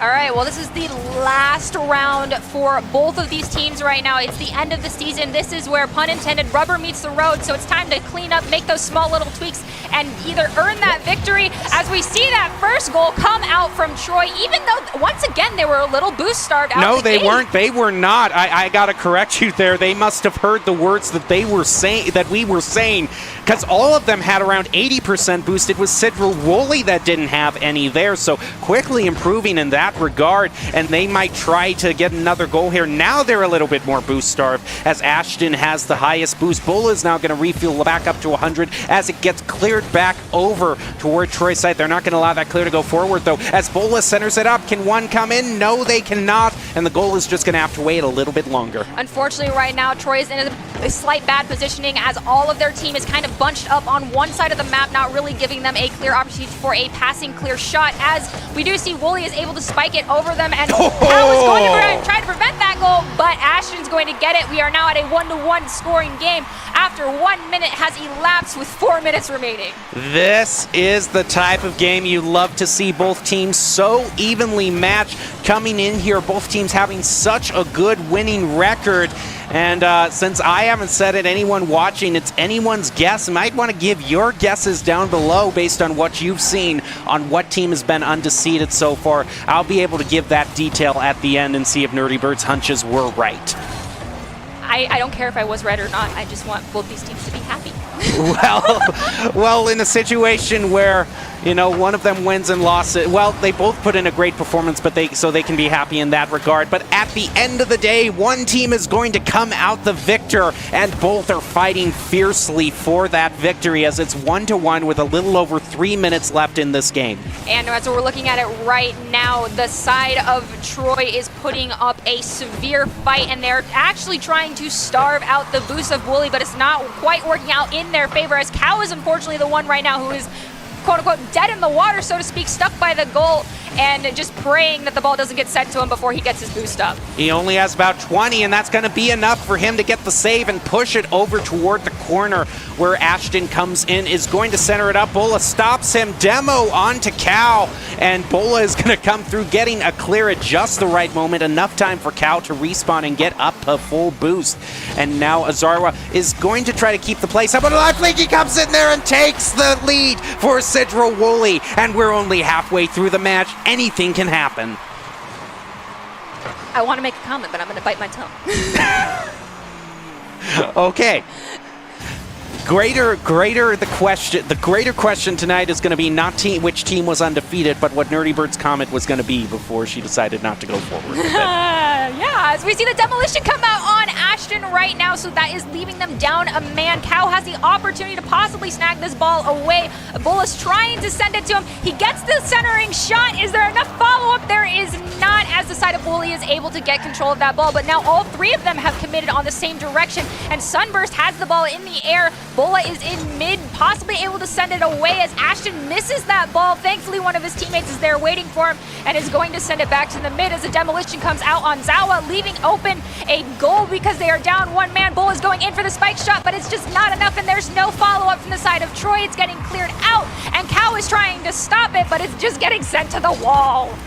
And now Azara trying to keep the push alive. Cal comes right in there. Pass over to Bola, who is going to clear it out. Passes it back over to Cal in the center, but it's just staying there. Now Sunburst rotates in. That is some clean rotation. And now Sunburst is going to try to play it around the corner. Ashton stopping him there. So now it falls back to Cal, who tries to keep the side control going. Out of boost. Sunburn's the only one with some boost right now.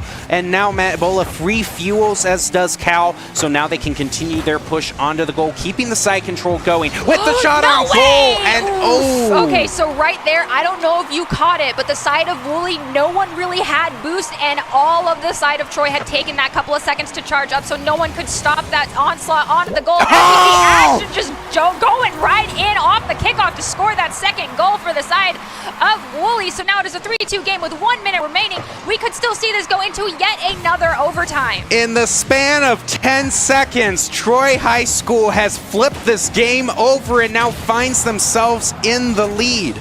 And we do see that demolition coming out onto Bola, which is going to leave them a man down, and another demolition is going to come out onto Ashton. So it's 2-2 over by the side of Blue's goal. We've got Fleek trying to get ball control. Ashton sending it down to mid, onto an open goal with a spike down, and it's going to be a goal scored. It is now a 3-3 game, 35 seconds remaining. It is anybody's game. A special shout out to Jason Dilly from the Washington State Scholastic Esports Association for partnering with Boise State and allowing these games to be broadcast here. And what a game has been chosen to be broadcast. It is less than 30 seconds. Two of the top teams in the tournament have made their way to Game 5, each tied 2-2, and are now tied 3-3 in this final match with 10 seconds left on the clock. This could go to overtime. We've got Bola and Sunburst right now with maximum boost, while the side of Woolies is at the last moment! An extra goal to get them on top with 2.3 seconds remaining. There is still an opportunity for a kickoff goal. If that ball does not touch the ground, the Woolies can't tie this out. Oh, they gotta do it! No! There's no time remaining. They've got to dribble this ball in the air, but with that, it does touch the ground. And with that, Troy with the reverse sweep, Troy High School comes in to claim the victory.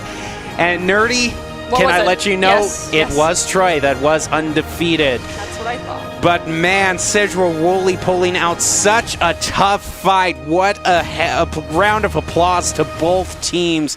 It did such a great job there. Troy High School can go into the finals with their head held high, doing such a great job for the season that made their overall record that season 6-0. That's incredible. Both teams did a fantastic job. Even though you did not come out on top, do not forget that you've come so far from the beginning of this season and you've grown so much as players, and it's only going to get better from here. Thank you so much for giving us the opportunity to cast this, and I look forward to casting your next matches. Yeah, a great thank you to Washington State Esports Association, again to Jason Dilly for giving us such a great program to partner with and a great game coming out of that program. I can only imagine how competitive their finals are going to be if that was the final match of the main play.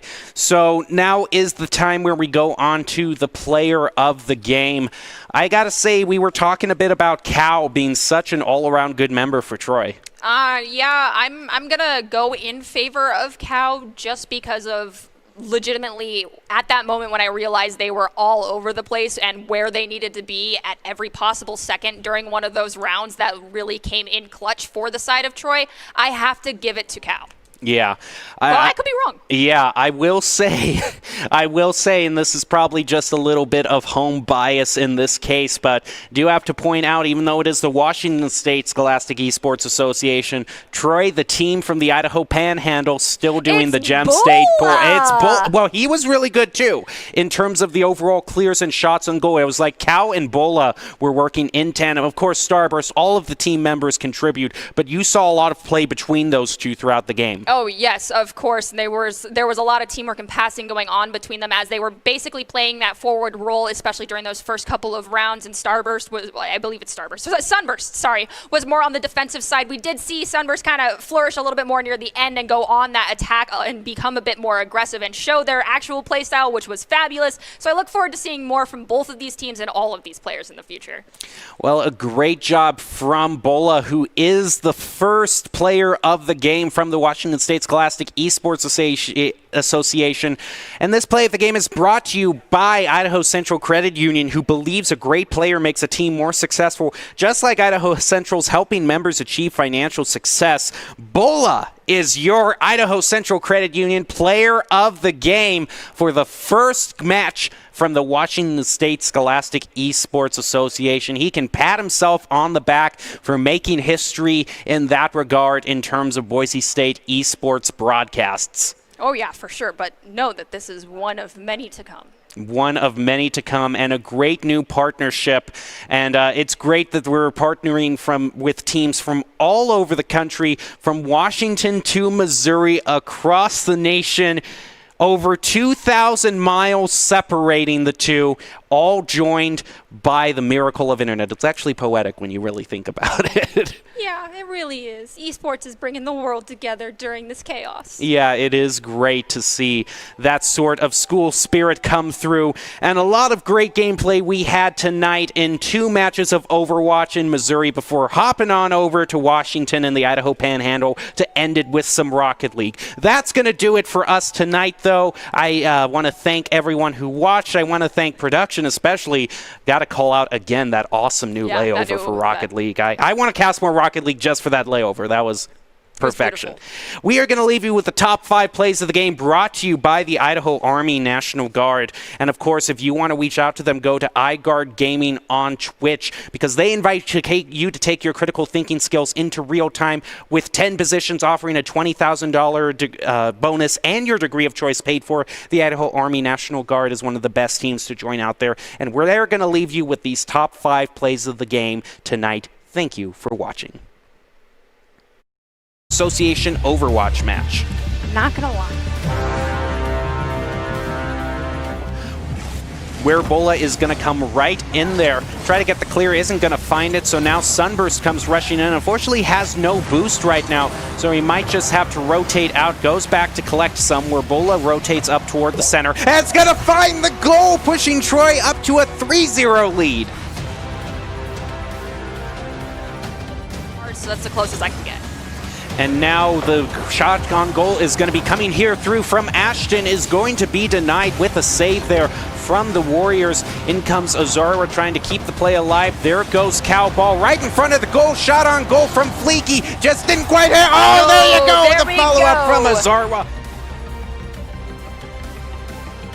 Oh, no. Dang it. Oh, that was a good dribble, though. There was a chance, and now we've got Cow trying to corral this ball down in the corner on his own side, trying to prevent Ashton from getting it, but there's a double commit right now coming out from the side of Wooly, and so Sunburst is now waiting on the side right now, maybe possibly for a follow-up. I think, yeah, there's a goal. There you go. Now the Cubs look for the clear, passing over to the corner where Bola is waiting. Can he get a clear? He's going to pass it over toward where Cow is, but in comes Ashton to knock him out of the way with that disruption. Now here comes Fleeky. He needs to find the clear. Pass over to Ashton. Now in the corner. He needs to center it up or just go for the goal himself. It's going to find its way in, and the